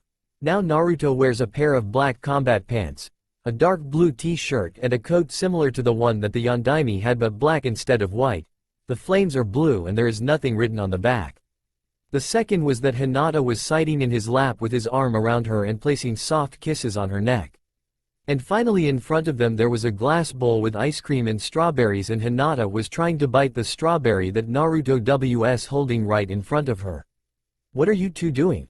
Asks an annoyed Iruka. Enjoying ourselves. After all, since Hina-chan has agreed to be my girlfriend I'm going to treat her like a good boyfriend should, Naruto answered as he let go of the berry in order not to lose his fingers to Hinata's teeth.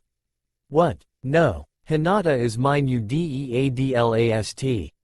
A furious Kiba yells as he stand up.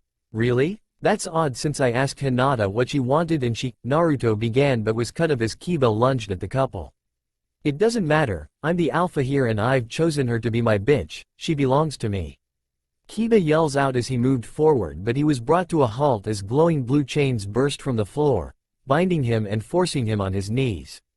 Everybody was shocked both by Kiba's outburst as well as the chains appearing, but a shiver of cold went down their spines as they heard Naruto, who had his head down, hiding his eyes from view and had a cold blue aura around his body. Belongs to you? You're the alpha? You have chosen her? Kiba, you really have gone and seriously pissed me off now. I mean your previous actions and comments I could let slide, but saying things like this as if women are nothing but object for men to play around with now that, holds out his hand, is really, cleanses his hand into a fist. The chains tightens. Well, not, the chains tightens to the point where they start to cut into the flesh and break bones, tolerate. Naruto says with voice that could probably freeze hell itself. In Naruto that enough I handle it from here. Iruka shout out before one of his students dies. The chains disappears, very well, just make sure he learns his lesson, Naruto says, and once Iruka and Kiba were out of the before holding a spoon with ice cream in front of Hinata. Now that the mud is gone, shall we continue, Hina-chan? Naruto asks, but then notices that the whole class was looking at him, causing him to raise an eyebrow. What?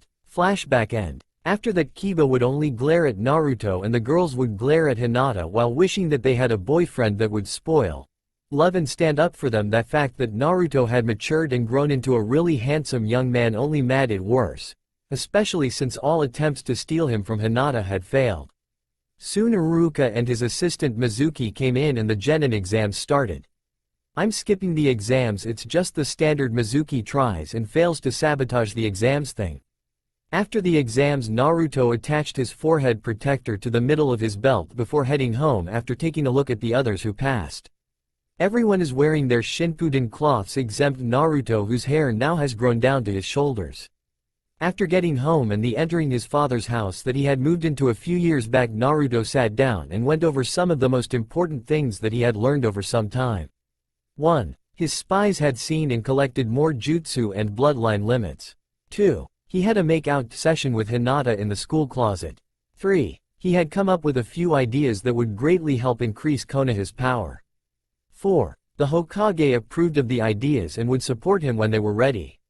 5. His spies had seen and collected even more jutsu and bloodline limits and also learned the location of several items that could prove useful. 6. He had another make-out session with Hinata in the school closet. 7. A civilian asshole pissed him off, so he killed him and blew up his house.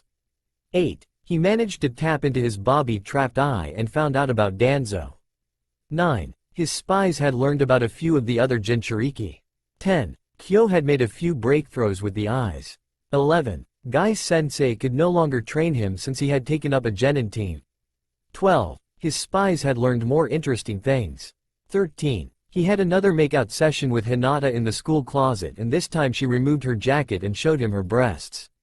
14. Learned more about Danzo. The last one was something that actually had Naruto worried. He never believed that Danzo would experiment on his Sharingan, but he had, and as a result of constant training it and injecting some of Shisui's DNA into it, he had managed to give it the ability he wanted. It was not as strong as the original, but almost. Naruto, however, put those toughs aside and went to bed so that this body and this brain could rest while he focused on the other paths, since while having 7 brains really lessens the mental strain, it didn't remove it completely, so he had to rest with each body every now and then. With the Diva Path. The Diva Path, which I shall call Naruto from now on, was at the moment doing his best to dodge the flaming chakra tails of the Nibi after he refused to hand over the Beni Hisago, Crimson Gourd, that he had found hidden just outside the borders of Lightning Country to Akumo Nen. She seems to have almost complete control over her Biju. Did she force the Nibi to help her, or are they like me and Kyo? Well, it doesn't matter, it's time to test that jutsu, Naruto said in his head as he started making hand seals. Kakaden. Jikukan Kekai. Heidung Shibayaku no Mishosik. Naruto whispered before he shoot 5 red cubes at the flaming cat. All of the cubes hid and phased into the Enbi before growing larger. Now both of the Enbi's front legs, its right back leg, one of its tails and a big piece of the left side of its chest were encased in the cubes. Makes a hand seal. Activate, Naruto says, making the cubes turn green and the Enbi scream as large parts of it was cut off by the barriers. The Enbi falls down and fades away, leaving the Kumo Nin unconscious. Naruto, after taking a small DNA sample, uses his eyes to modify her memories and leaves a small spy in the form of a bug in her hair. After that, Naruto shrinks the cubes with the parts of Biju inside of them and sends them into his mindscape along with the Beni Hisago before he disappeared in a puff of smoke, since the animal paths used the summoning jutsu to transport him. With the animal path in water country. Badaba do do do, and another one bites the dust. And another one bites the dust. Animal sang quietly as one of the rebels was crushed under the Mizukage's giant foot in his Biju form. It was then Diva appeared in a puff of smoke. The two paths watched as the cage-turned giant turtle squashed a few more people, two of which was on his side. With the Sanbian rebels. Don't give up, take him down. A rebel shouted before he was hit by a water bullet. It was then a dragon made from lava slammed into Yagura the Mizukage. Yotan. Yokai, lava release, melting apparition. The rebel leader calls out before releasing a large amount of lava from her mouth into the air above the Mizukage, which then fell down on him. But since it fell on his back when Ha had the form of a demon turtle, yeah, not all that effective. The attack did however anger him, causing him to swipe one of his tails at the one who attacked him. It was however in that moment that the two paths decided to join in by having Diva created more of the cubes and fire them at the Mizukage. The Mizukage however ignored attack from the most likely Bo Tate, defense shield, * clan member, since none of its previous members could harm him, and that it what cost him this time. 2 cubes entered his chest, 4 other encased 2 tails and half of his third one. The last 3 cubes surrounded his front left leg, so when the cubes activated it was only his large size that saved his life, but he was forced to flee. The rebels cheered as the Mizukage retreated and the rebel leader walked up to the Diva path who had just sent the cubes into his mindscape. Thank you, I am Mei Terumi, as I'm sure you know. I'm also surprised to see one of your clan since I heard they were all killed 2 months ago. That is, unless you're from the branch family that left Kiri during the Shodem Mizukage's time, Mei says as she looks at the masked and cloaked figure. Laugh like Makoro. Kefu fu fu. I hate to disappoint, but I'm not from that clan at all. I simply have similar abilities, and while I would love to stay and talk with such a beautiful woman, I'm running late for some other things, so until we meet again, goodbye Kiriheim. Mist Princess. Diva says before disappearing in a cloud of smoke, leaving a blushing Mei behind. With the Diva and animal paths. The two paths were moving towards the borders of water country when a pulse of chakra caught their attention. Following it, they found 2 people fighting just outside what looked like an abandoned building. Just give up, old man, and tell me where the scroll is, said a middle-aged man with black hair as he slashed with his sword at the old man that looked like he was over 100 years old.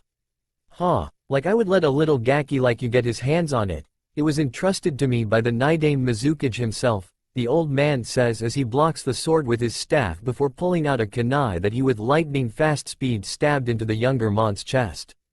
But when that happened, the Mon's jacket opened up revealing several explosion notes. Boom. The man exploded and the old man was sent flying into a tree, breaking bones and getting knocked out. Naruto was thinking of what to do. On one hand, he leave the old man and could search the building for the obviously important scroll. On the other hand, he could help the old man instead. Sometime later, the old man named Yanasho woke up and found that he had bandages warped around his body. "Ah, I see you are awake," said Naruto as he entered the room. "Not that I'm ungrateful, but who are you?" Yanasho asked the masked stranger.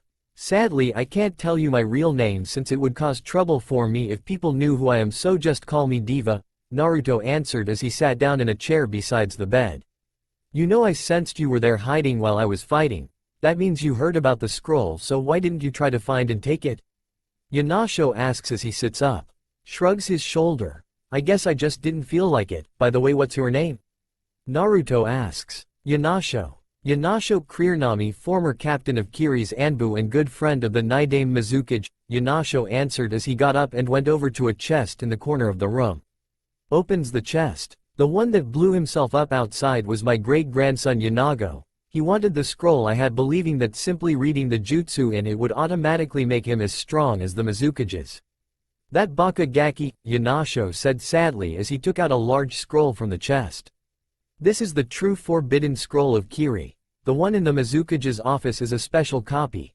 Any jutsu added to it gets added to this one as well, and should that scroll be taken out of the office, then it will turn to dust. This is so that it wouldn't be stolen," Yanasho explained as he rolled out the scroll in front of Naruto. "As payment for your help and because you remind me of my old friend with that ignoring power, because you don't feel like it attitude, I will let you learn a jutsu from the scroll, but only one, so chose wisely," Yanasho says as he sits down on the bed. Naruto nods and start to read through the scroll, and after a while without looking up he says, "Hey Yonasho, I can't help but notice that many of these are for different Kekkei Genkei and clans."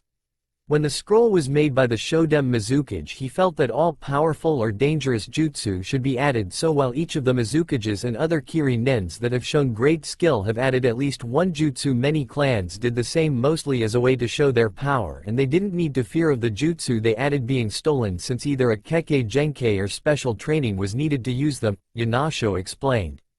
It didn't take long for Naruto to reach the end of the scroll and had with that memorized everything in it. "Okay, I have made my chose, and it is the Haisu Sujin, draining water god, Naruto said, making Yonasho copy the jutsu onto another scroll, which he then gave to Naruto. The Shoden Mizukage's favorite. Very well, also try not to use it until all this bloodline purging foolishness is over, and I have told the one who's leading Kiri about you knowing it, since that might otherwise lead to trouble for you," Yonasho said as he took the larger scroll and put it back in its chest. "I'll try. Goodbye Yonasho-san," Naruto said before leaving. "Hey, what an interesting young man. Who is he again?" Eyes widened in shock. "Oh no, I'm going senile," Yonasho cried out in despair.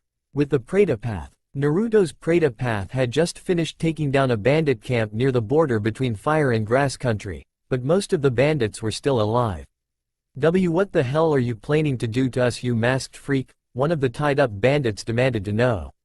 Laughs slightly, "Kefufufu. Why, I'm going to put your corrupt souls to good use with the help of a little something called Edo Tensei," and when the bandits heard this, for some reason they felt fear unlike any they ever felt before.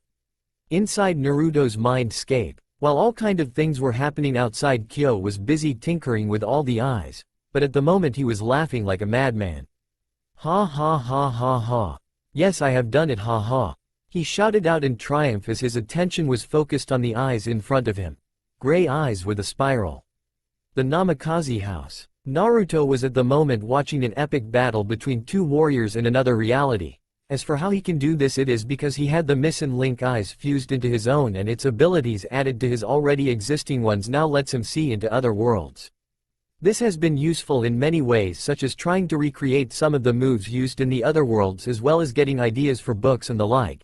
Yeah, Naruto is an author, and a very famous one, since his first hit, a romance novel called Whispers in the Dark, which was just one of many good books he has written. However, none of that is important at the moment, since it is time for Naruto to go to the team selection, so he heads towards the academy while thinking about the spy he had managed to sneak into the Akatsuki. With said spy, we find ourselves with Naruto's spy, a man in a black and red battle kimono and covered in a good amount of bandages, who is at the moment is creeping out his comrades by staring at them with his rather large eyes. He looks just like Kaguro from Kakashi. Kaguro was very happy. In fact, he can honestly say that the gods themselves must have blessed him or something. After all, he has been given a good amount of power, a form of immortality, a chance to make a name for himself, and most important of all, a chance to fight powerful opponents, and all he had to do was get killed by the one that would become his boss. Kaguro was born in a small country far away from any place with ninjas, but for some reason when he was born his chakra was already unlocked. He quickly discovered this and used it to make himself one of the best swordsmen in the country. However, as time went by and his skills grew less and less, people were able to give him a good fight, which in turn denied him that wonderful feeling he gets when facing worthy opponents.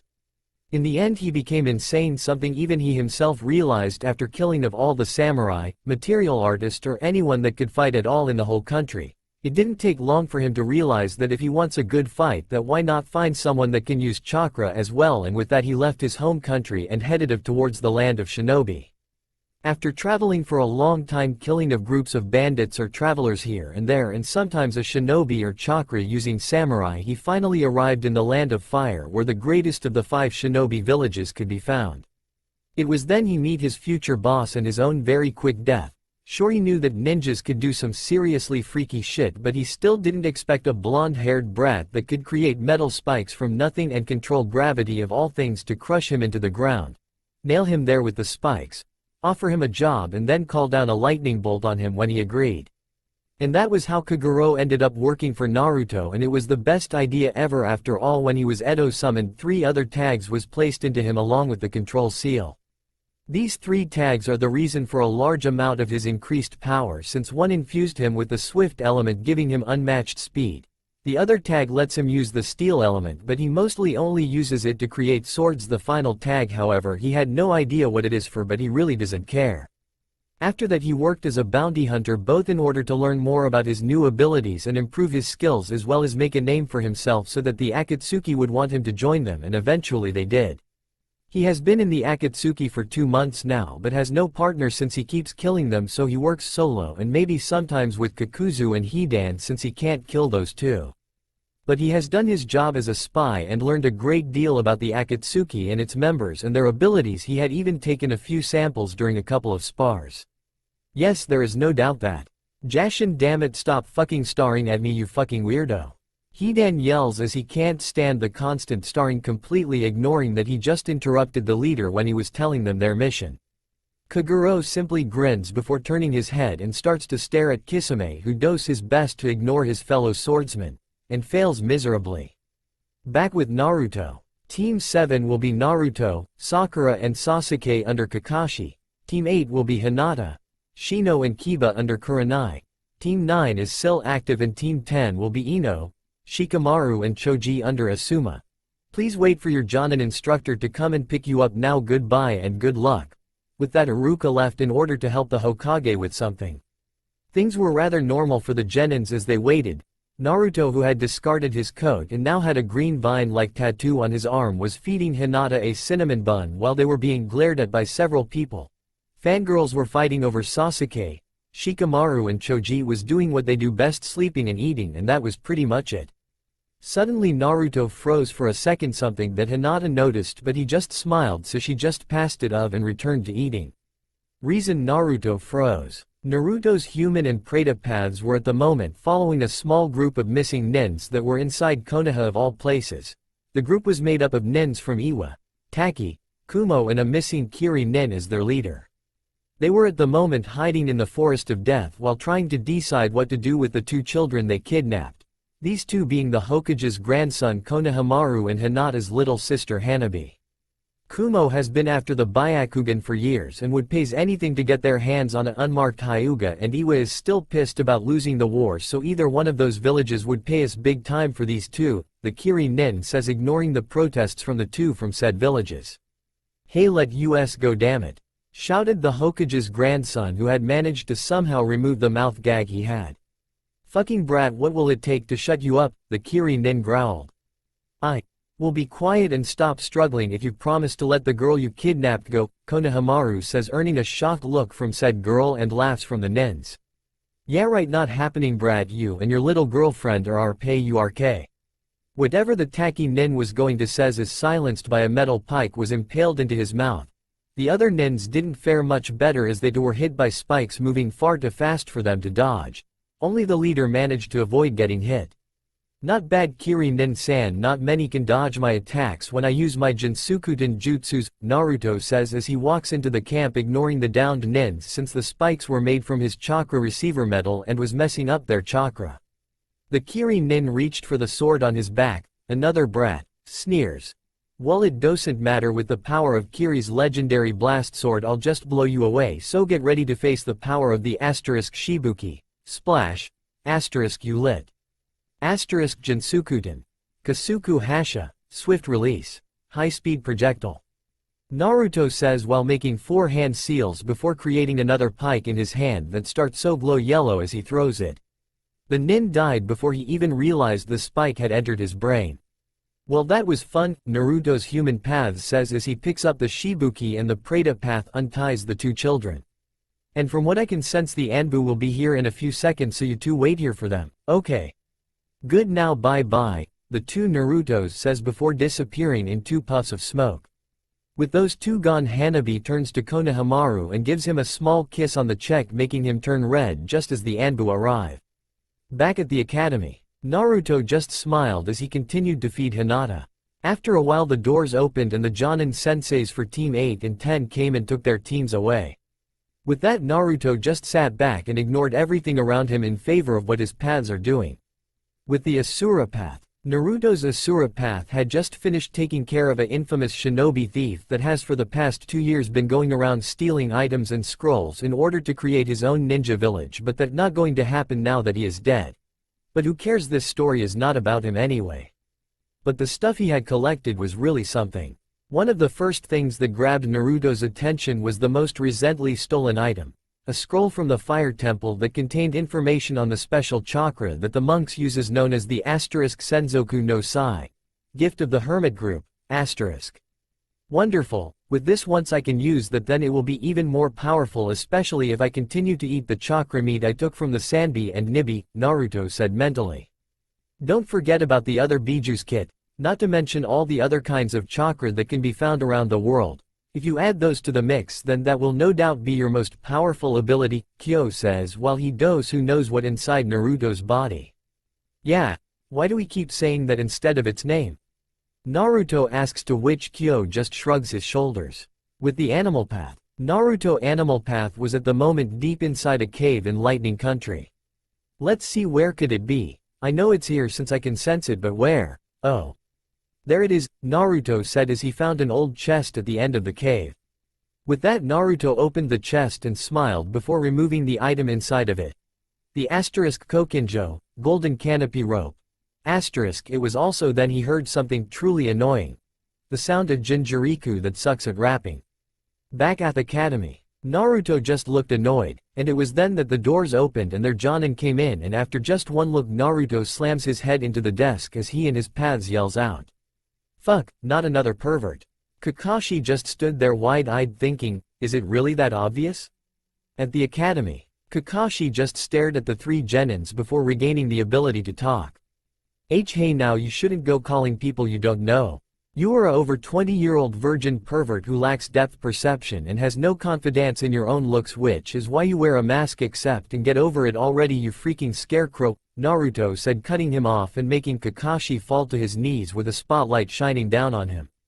It is true, but how did he know? Is it that obvious? Kakashi tough in despair. Yeah, it is very obvious, so you can no longer hide it. You just plain suck, sensei, Naruto said in the same tone used for stating a fact like the sky is blue.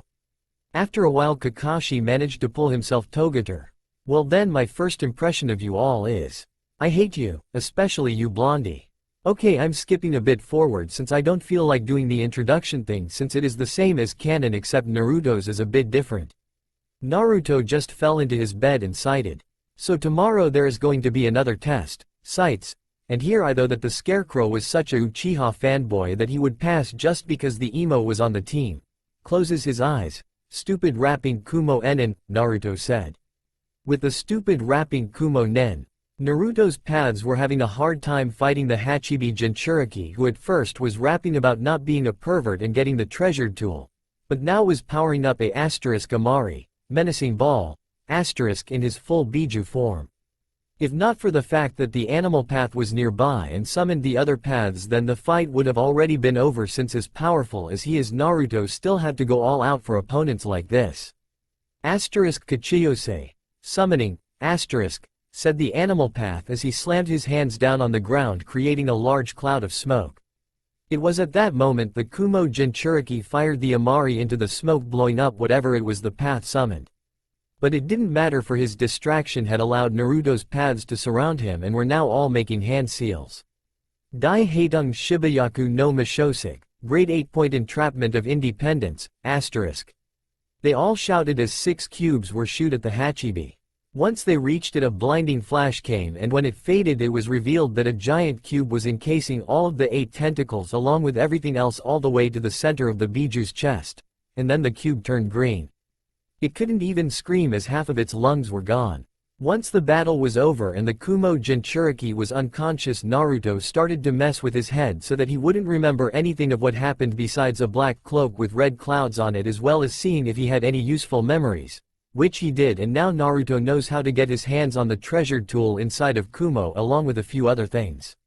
Yes, we're going to the very interesting tomorrow. Now it would just be a good idea to leave since this fight will have caught the attention of a lot of people. The next day, Naruto got out of bed, got dressed, grabbed something to eat and headed up to Training Ground 7. Naruto Baka. "You're late," and Kakashi-sensei said not to eat anything. Sakura yelled as Naruto neared the training ground. Naruto ignored her and instead pulled his arm back as if to throw something. With a puff of smoke, Kakashi arrives. "Hey every splat." The rest of what Kakashi was going to say never came as he was interrupted by a wedding cake hitting him in the face. Silence. "From now on, Ero-sensei, please don't be late, okay?" Naruto said happily. Where did that cake come from? Was the thoughts of Sasuke and Sakura. "Okay, I'm really starting to hate this kid," Kakashi mentally growled. After cleaning himself up a bit, he explained and started the test. However, he really did not like the look in Naruto's eyes. With the Diva, Human and Preta paths, 3 of Naruto's path were at the moment inside of Kumo, using the information that had been gathered from Killer Bee and the summoned spies to move around without any problems. The Diva path was walking around inside the Raikage's tower with an advanced henge on, making him look like a older, longer silver-haired version of himself with a little bit different facial structure and no whiskers. It also changed his chakra signature and made it seem weaker. The Preta path was following close behind under a special sweetened, genjutsu hybrid that prevents him from being seen. Smelt or having his chakra sensed. However, this came at the cost of not being able to use any other chakra-related skill like wall walking. The Human path, however, was moving to different locations in the village looking for useful things such as scroll or people that he can use his abilities on. Back at the bell test, Naruto was sitting in a tree kissing Hinata. No, that is what he wished was happening in reality. He was watching Sasuke get his ass violated by Kakashi thanks to a quick substitution when the one-eyed perv tried to do that to him. Sasuke is an emo idiot, Sakura a banshee whore, and Kakashi just plain suck. "I wonder if I can switch to Hina-chan's team," Naruto complained mentally as he watched Sakura attack Kakashi while screaming how she is the only one that should violate Sasuke's butt. Naruto just held up his left arm and an apple pie appeared in it. The reason for this is that Naruto had found a way to use the powers of the Rikudo Sennin no Hogu while they are still inside of him by letting them fuse with him slightly, and as a result he now has the power of the Bishozen in his left arm and the power of the Shichiseiken in his right. Also, if he wants, he can change what arm has what power, and since he has the Kokinjo and Benihisago, he no longer needs to pull out, cut off and record the word soul in order to use the word curse. Just getting cut by his claws or a chakra receiver blade from that arm will do. Jinsukuten. Kasuku Hasha, Naruto mutters while preforming a few one-handed seals, making the pie glow yellow slightly. Back with the other 3, Kakashi had just knocked out Sakura with a genjutsu and buried Sasuke up to the head when he was hit in the face with the pie. "He hit me in the face again. I fucking hate this kid." Kakashi was at this point on fire out of rage and was about to go hunting blondes when he heard something behind him, causing him to spin around to grab what he believed to be the blonde genin that had come to steal a bell. "Got you," Kakashi said loudly as he grabbed something soft. It wasn't Naruto. It was the right boob of Kurenai. And behind her was Asuma, Anko and Guy. All the color disappeared from Kakashi's face as an angry aura surrounded Kurenai, Anko and Asuma while Guy started to scream about unyouthfulness. What horrors happened after that cannot be described in mortal words. Naruto was watching it all with a smile and some of popcorn, and to think all he had to do was send a few clones to deliver a few messages, and this happened with is even better than what he originally planned. That's right, perverts suffer. The only one whose perverseness I don't dislike is Hina-chan's and sometimes maybe Kyo's. Naruto mentally laughed as his tufts drifted to his surprisingly perverted girlfriend. He was more than a little shocked when he found out that Hinata had very interesting ideas when it came to somethings. In fact, when Naruto told Hinata that he was the son of Minato and Kushina, she was the one who brought up the fact that Naruto could have more than one wife thanks to the CRA, as well as the things that he could do with multiple girls. He also found out that while Hinata had no interest in any other guy than him, the same could however not be said for girls. That's right, the Hyuga princess is bi and actually wanted that Naruto would get more girls, and even went as far as to buy him a book on seduction.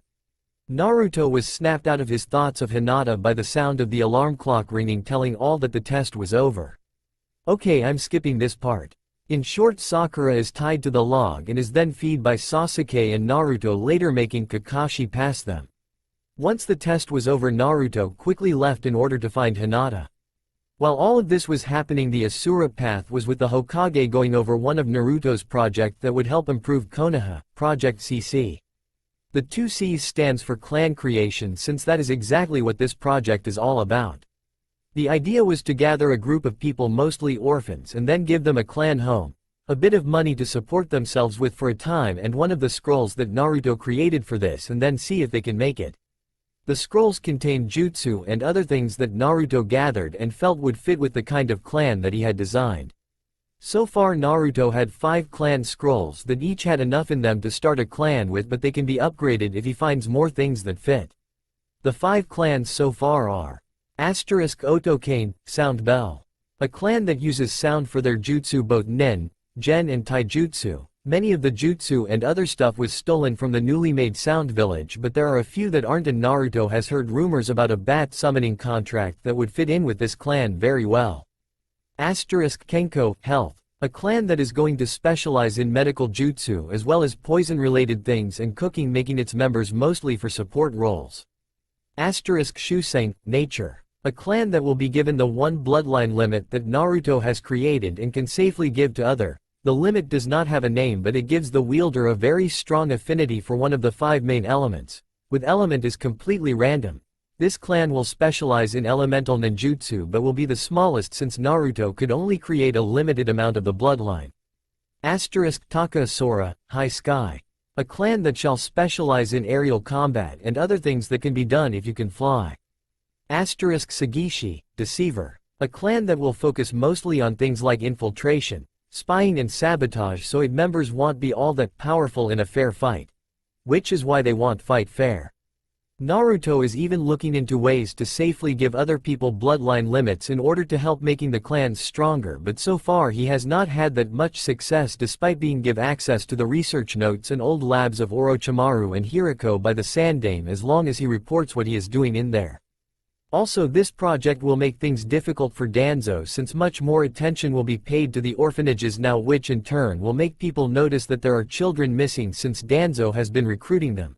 So he will need to lay low and not be able to continue any of his plans for some time unless he wants to be discovered. Of course this will be very expensive, but that was easily fixed since the civilian part of the council will pay for it, as they are arrested for a few things such as using the village treasury for their own gain, trying to steal from the Namikaze, Uzumaki and Senju accounts, along with some other things which will have them stripped of everything they own and have most of them locked in prison. While all of these different things were happening, Naruto's main body was doing something much more important, namely spoiling Hinata with cake and other wonderful things, as he told her what he has been doing lately. So Naruto-kun, what do you think the Raikage's reaction will be when he finds out that the Kohaku no Johei, amber purifying pot, has been stolen? Hinata asks while munching on a piece of strawberry cake. Angry most likely, but I wouldn't worry yet since I only connected with it so that I can summon it into my own little world whenever I want.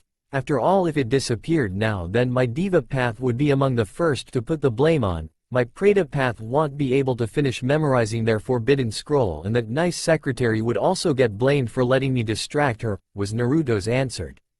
Oh, and how did you distract her?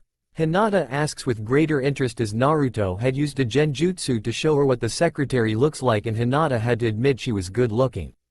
Oh, nothing much, just a few things I learned from that book you gave me, Naruto answers with a smirk.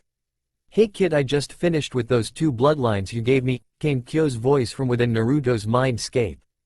Good job, why don't you take a break and go hunt some giant rabbits or something, Naruto suggested, which Kyo gladly agreed to, as he ran out into that which at one point had been nothing more than a small mindscape in the form of a sewer, but now was a large world filled with all kinds of wonders. And everything was just as real as the world outside of Naruto, thanks to all the power and abilities that Naruto now had. With that, Naruto just continued to talk with Hinata. With the animal path. The animal path at the moment was in Earth Country, the feudal lord's palace to be more precise. After summoning the human path and some small spies, summons the animal path left while the human path headed towards his target. The target is Jin Kuroiwa, the second son of the Earth Daimyo. Jin is someone who has received the short end of the stick in life. Ever since he was born he has had a sick and frail body. Not only that, but the woman who he has had a secret relationship with is to be married to his brother Kinjin, who wants her just to be cruel to his younger brother. So now he is stuck in bed with his love by his side, waiting for his brother to come and mock him for the last time, since the doctors say that Jin will not live past sundown. But as he lay there looking at the face of his beloved, he can't help but think of the offer he was given 2 weeks ago. "Ai-chan, I need to talk with you about something," Jin says weakly. "What is it, Jin-kun?" Ai asks. "As for how she looks, just imagine some anime girl in a kimono. Some time ago a person visited me and made me an offer. He offered me a healthy body, the chance to marry you, and even the place as father's successor." Jin admits, earning a shocked look from Ai before he continued. "But of course not without a price, 3 to be exact. First, the life of my brother, who despite being far from a good person is still family. Second, my identity as Jin Kuroiwa, and third, after that I will follow his orders." Jin finishes. His Ai looks unsure for a moment before answering. "If he can truly do what he has promised, then I say go for it. After all, it can't be worse than what your brother will do," Ai said just before the doors opened up and a man walked inside, closing the doors after him. "Oh? What is this about a promise and what I will do?" The man that looks like a black-haired Jin from Bleach asks in an extremely arrogant tone. "Nothing much, just getting rid of you and having your brother literally take your place," answers Naruto's human path from his place up in the ceiling, scaring the crap out of everybody in the room before continuing. "Now then, Jin-sama, from what I heard it would seem that you are going to accept my offer, correct?" Naruto asks, earning a nod from Jin. "Great, then let's begin," Naruto happily says, sends chakra to his eyes and cast a powerful genjutsu over everyone in the room. Inside the genjutsu, everyone finds themselves inside a large room full different decorations, and near the end of the room there was a table with 4 chairs. "Now don't worry, I'm a professional, and best of all is that I got friends on the other side," Naruto says as creepy echo was heard. "That's an echo, gentlemen. A little parlor trick, don't worry," Naruto said as he led the trio towards the table. "Start to watch or listen to, friends on the other side, from Disney's Princess and the Frog up to the point where they sit down, and just picture Naruto in Dr. Facilier's place, the couple in the prince's place, and Kinjin in Lawrence's place." The 3 just looked at Naruto like he was completely insane. Naruto's smile suddenly turned into a somewhat evil smirk before asking, "Are you ready? Start to watch or listen to the part where the prince is turned into a frog, and just put Kinjin in his place." And as the lights goes out, the genjutsu ends. Outside the genjutsu, Naruto smiled as he saw them waking up from the genjutsu, not knowing that while they were trapped in it, Naruto had used Tamashi no Koken, exchange of souls, to switch the 2 brothers' bodies, along with placing a few seals on one of them. Kinjin, now inside the younger brother's body, died from the shock of realizing that he lost everything, leaving Naruto and the other 2 so that they can come up with cover stories for all the things that are going to happen in peace. In the end, the story would be that Kinjin would turn over a new leaf and be a kinder and better person, as was asked by his brother just before he died, along with a few other details. "Well, it has been fun, but I got go now since I have some other things to take care of, but don't worry, I have ways to contact you," Naruto says before disappearing with a puff of smoke. With the main Naruto smiled as Hinata was sitting in his lap as they watched the sun go down before saying softly, "Today has been a wonderful day, and yet for some reason I feel that there is still one more good thing left to happen. I wonder what it could be, kufufufufu." After that, Naruto just continued to enjoy the sunset. With Kaguro was looking at the strange thing in front of him. He was well aware that you could do some seriously freaky shit with chakra, but to literally grow an army, now that is something. But anyway, he already put the seal plates that Naruto had sent him into the back of the Gedo Manzo. Now there was just one thing left to do. Kaguro held up a pair of seal-covered plates made from Naruto's chakra receiver metal and then placed them against the Shodem Hokage face of the cloning thing, and the plates just seemed to sink into it without leaving a trace. With that, Kaguro took one last look at the army of Zetsu clones before sneaking out of that place with incredible stealth. Or what would have been incredible stealth if he hadn't been humming the Mission Impossible music. Naruto was at the moment sitting in his house as his team was out doing D ranks along with a Kage Bunshin. Naruto and Kyo were working on Naruto's body as well as few things in Naruto's dimension, which has been named Yumi no Kuni. One of the things they were doing at the moment was fusing another pair of Rinnegan, Sharingan and Shitsugen with Naruto while he was eating more of the chakra meat that he collected from the different biju. This would make the fusing easier and more effective, which is very good since each time a new pair of eyes is added, Naruto seems gains less and less from them until he gains nothing from adding more eyes to his own. However, Naruto has discovered a side effect of this. and that is that Kyo also is affected by his eating, as 3 of his tails have changed to look like the ones that the other 3 Biju have, something that Kyo sulking for 5 hours before Naruto willed them to change back. He also has invented a new ability when he was experimenting with his different powers in an attempt to recreate the power of someone else that he saw when he gazed into another reality. The one who he is trying to copy was known as Archer, a man who could create an unlimited amount of weapons. Yeah, it is Archer from Fate, Stay Night. And while somewhat different, since while it can create or copy any weapon thanks to Naruto's eye being able to analyze and memorize them, he can't see their history and automatically learn how to use the weapons. It is still a really useful ability, and he might be able to find a way to fully copy the ability later on. But enough about Archer. Naruto has had him on his mind all the time when he wrote down Archer's life and adventure into one of his books, while thinking how funny it is that people will believe it to be a made-up story when it is in fact a real-life story. Hey Kyo, with these improvements, what would you say my overall power would be? Naruto asked the fox. Well, that would depend on how you look at things, since if for example your Preta path were to fight someone who mostly uses ninjutsu, then it would be much easier than a taijutsu specialist. But I would say that each of your bodies is around mid-chunin in taijutsu and kenjutsu thanks to the training regiment you got from that freaky green thing.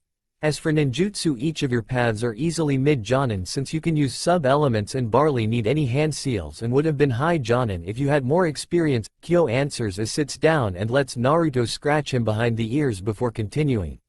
Your genjutsu is mid-chunin when it comes to casting thanks to your eyes and the Kurama's illusion affinity, while detecting and dispelling is low cage, to be honest, but that's only because of your eyes, since you are just not a genjutsu type of person, Kyo says as he gets up and follows Naruto towards another room.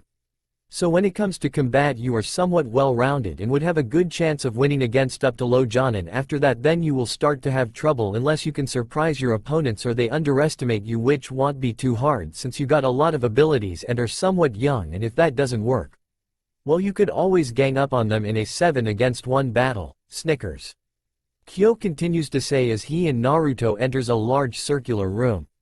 As for your other skill that you don't use for combat all that much, then your medical skill would good for first aid and those kind of basic things, but not much else since you just don't have the control for it yet with your ridiculously large chakra reserves. You sealing, however, are very good. In fact, you are most likely one of the top seal master alive in the world, but then Uzumaki's always were among the best when it came to seals, and you know how to use them as traps, so no need to worry about that. As for your stealth without jutsu, that while good is not something to brag about. Finally, your information gathering skills, well, with the powers of the human path and the spies of the animal path, I can honestly say that you got that covered. Kyo finishes. Wait, what about my skills with shuriken and other throwing weapons? You know accuracy? Naruto asks, walks up to a large hole in the floor. Raises an eyebrow. Kid, you do remember your eyes, right? You know, see in slow motion in great detail along with all the other things? Kyo asks, making Naruto scratch the back of his head sheepishly. Yeah, stupid question. Anyway, what do you think? Naruto asks, making Kyo look around the room. The room was rather large and had a big hole in the middle of it. Just by the edge of the hole was what looked like a table and chair. On the table were a large number of seal symbols and small screens with things written inside of them.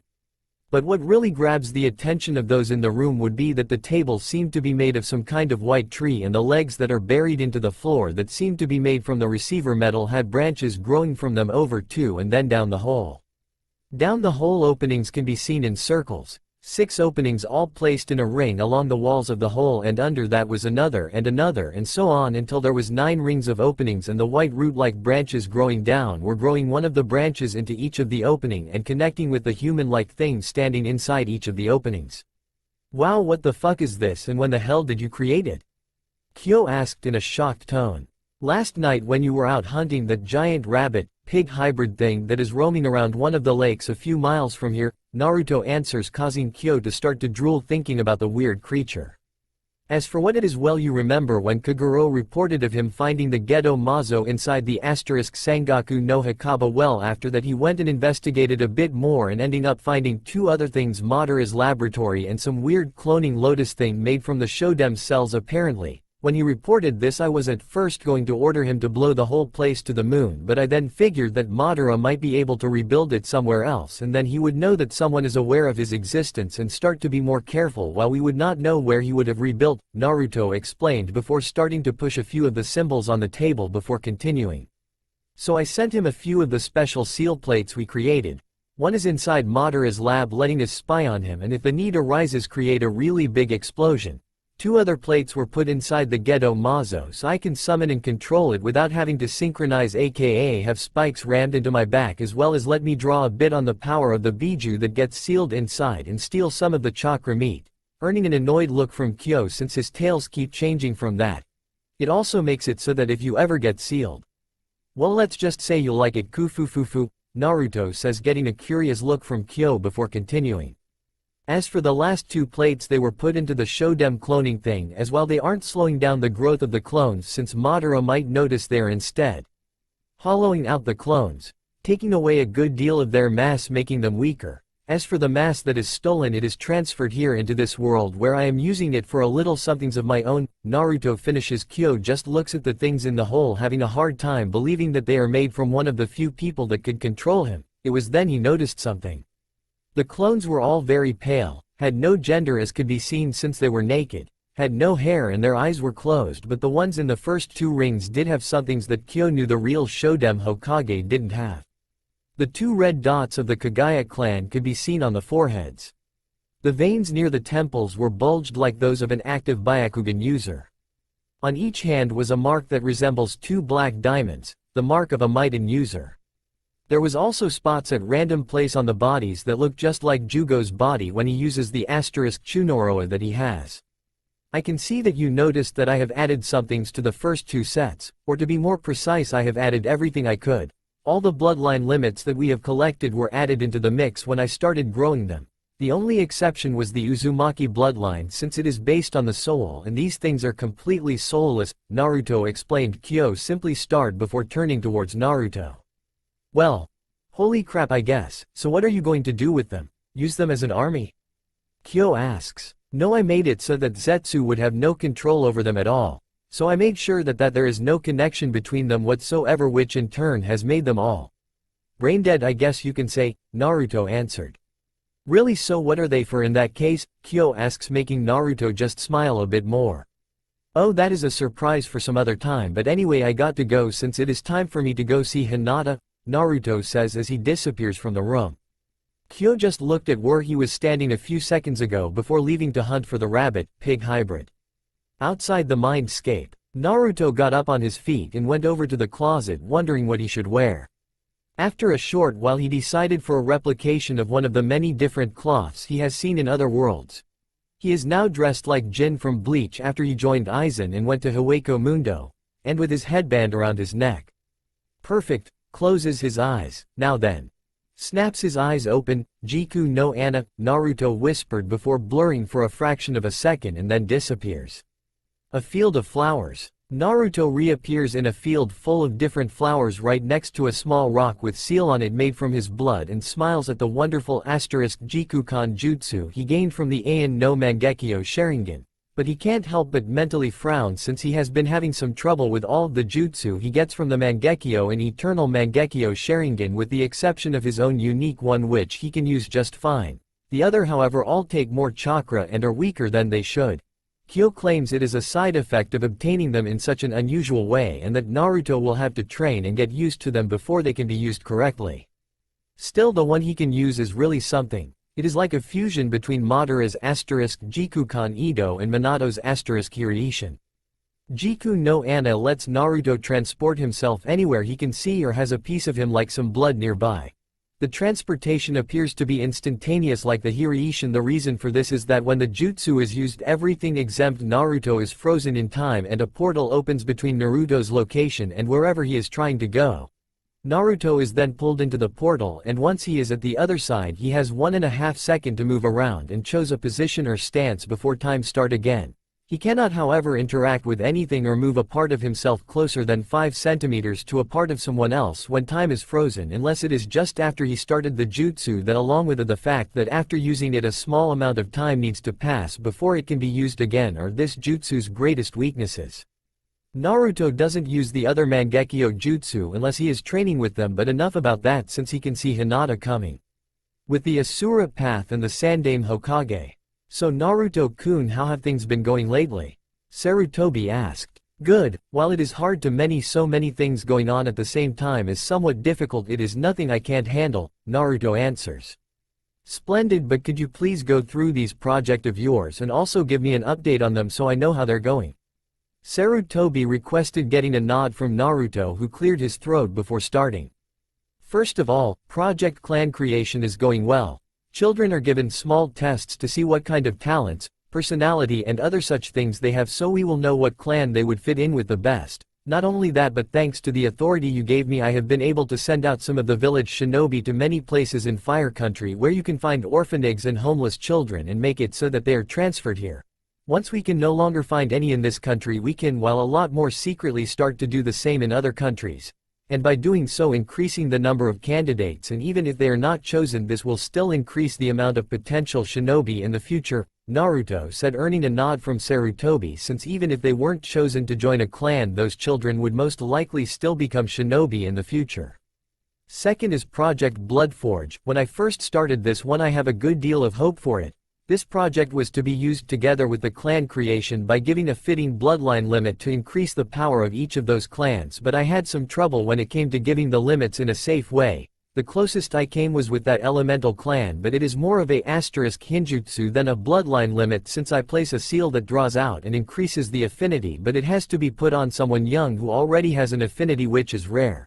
But luckily I have had a breakthrough recently and have finished the place where it is all done, so I will most likely have the blood forge up and running as soon as I sure that it's safe, Naruto continued to say, getting a pleased look from the Hokage, since bloodline limits, while not invincible, are useful, and unlike with Orochimaru, Naruto is careful not to cause any innocent people harm. Then there is the Grand Armory project. The idea of this project comes in 2 parts. The first is about the safety of our weapons. It is really simple, to be honest. All weapons that are special will have seals put on them that links them to scrolls inside the armory.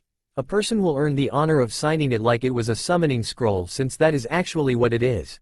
The person will then be able to summon the weapon, which will be summoned back to the armory if the one who signed its scroll dies or someone else holds it for 5 seconds. The weapon can also be summoned back by using the scroll itself, so if the one who has been given the weapon turns traitor, then it can be taken back and their names removed from the scroll, Naruto said before stopping in order to catch his breath as Sarutobi once again nods, since this would prevent things like the theft of the Nidaime's Raijin from happening again. The second part of this project is also very simple, but not as easy as the first one. The second part is about creating weapons and maybe other items. In fact, I already have some ideas, but you'll have to wait and see for that. Naruto finished, getting a raised eyebrow from Sarutobi at what kind of weapons Naruto had in mind. The last of this group of projects is Special. Naruto admits, earning a confused look from the Hokage.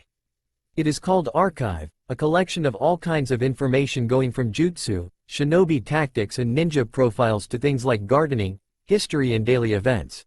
Not only that, but it is linked to my spy network, which has been greatly improved since now all my spies have better information gathering abilities, and since they are connected to the archive, it is constantly being updated.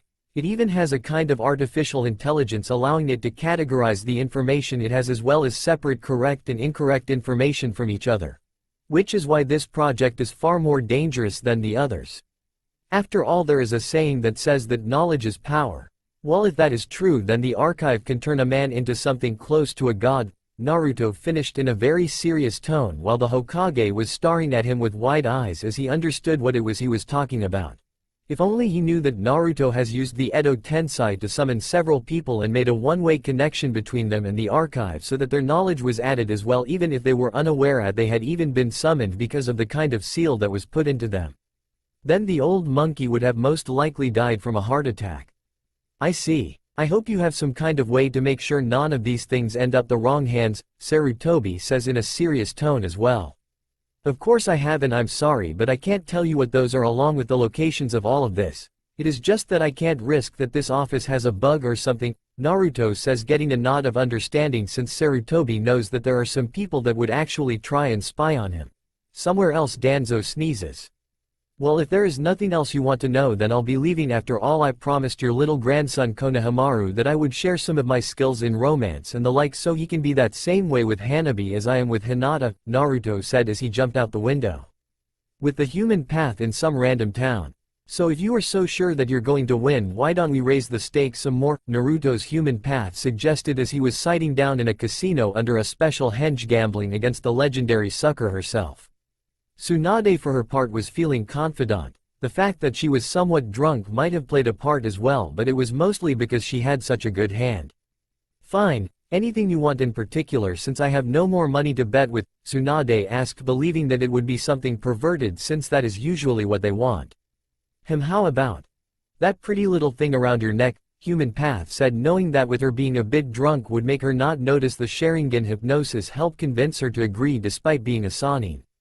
Tsunade was surprised at first, but she then figured that her opponent knew how much the necklace was worth, and while she was unsure if this really was a good idea, the fact was that her hand was the second highest you could get in this game, so she removed it from her neck and placed it the middle of the table on top of all the money and other items, most of which are scrolls in Tsunade's case.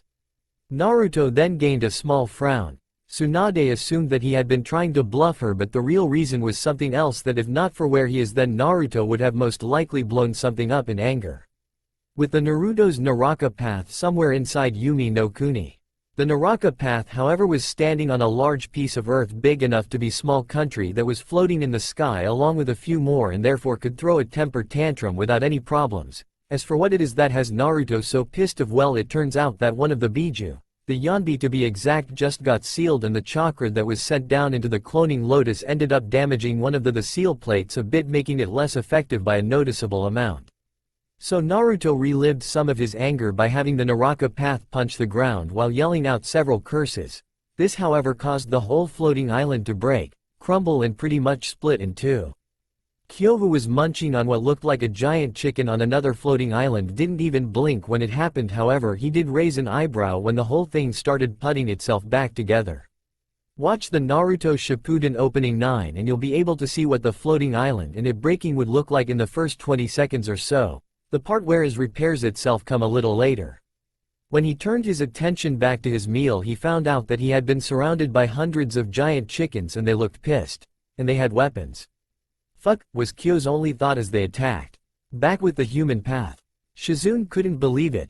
Sure, the part about her entering the casino and seeing Tsunade just lose she could believe, but not the fact that on top of the winnings of this gamble that had been put into a bag was the Shodem's necklace.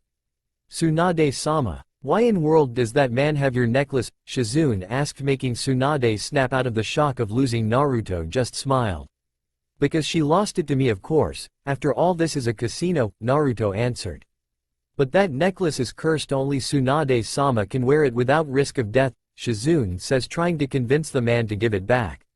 It is sad how ignorant you are about what you're dealing with, but it doesn't matter anymore since with this some of the mistakes of the past have mostly been undone.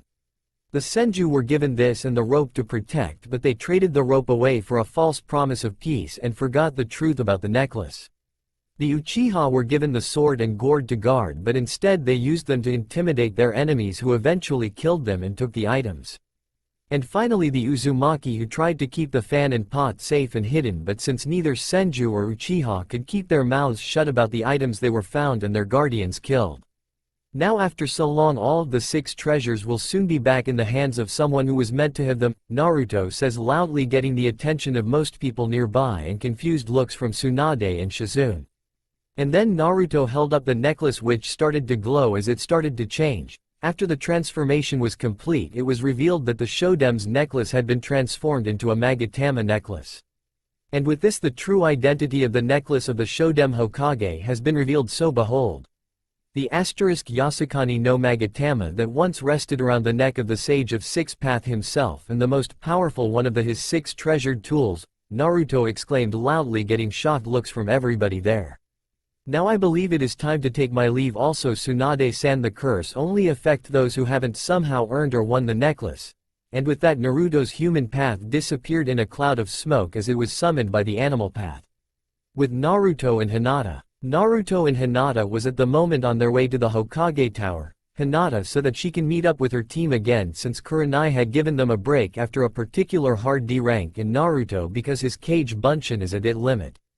Before that they had been either training or just spending time together. Speaking of training, Hinata has been progressing very well both in her taijutsu and in medical jutsu thanks to the scrolls Naruto had started bringing her after he learned of her interest in healing. There are of course other things that they train in, but this was they were doing this time.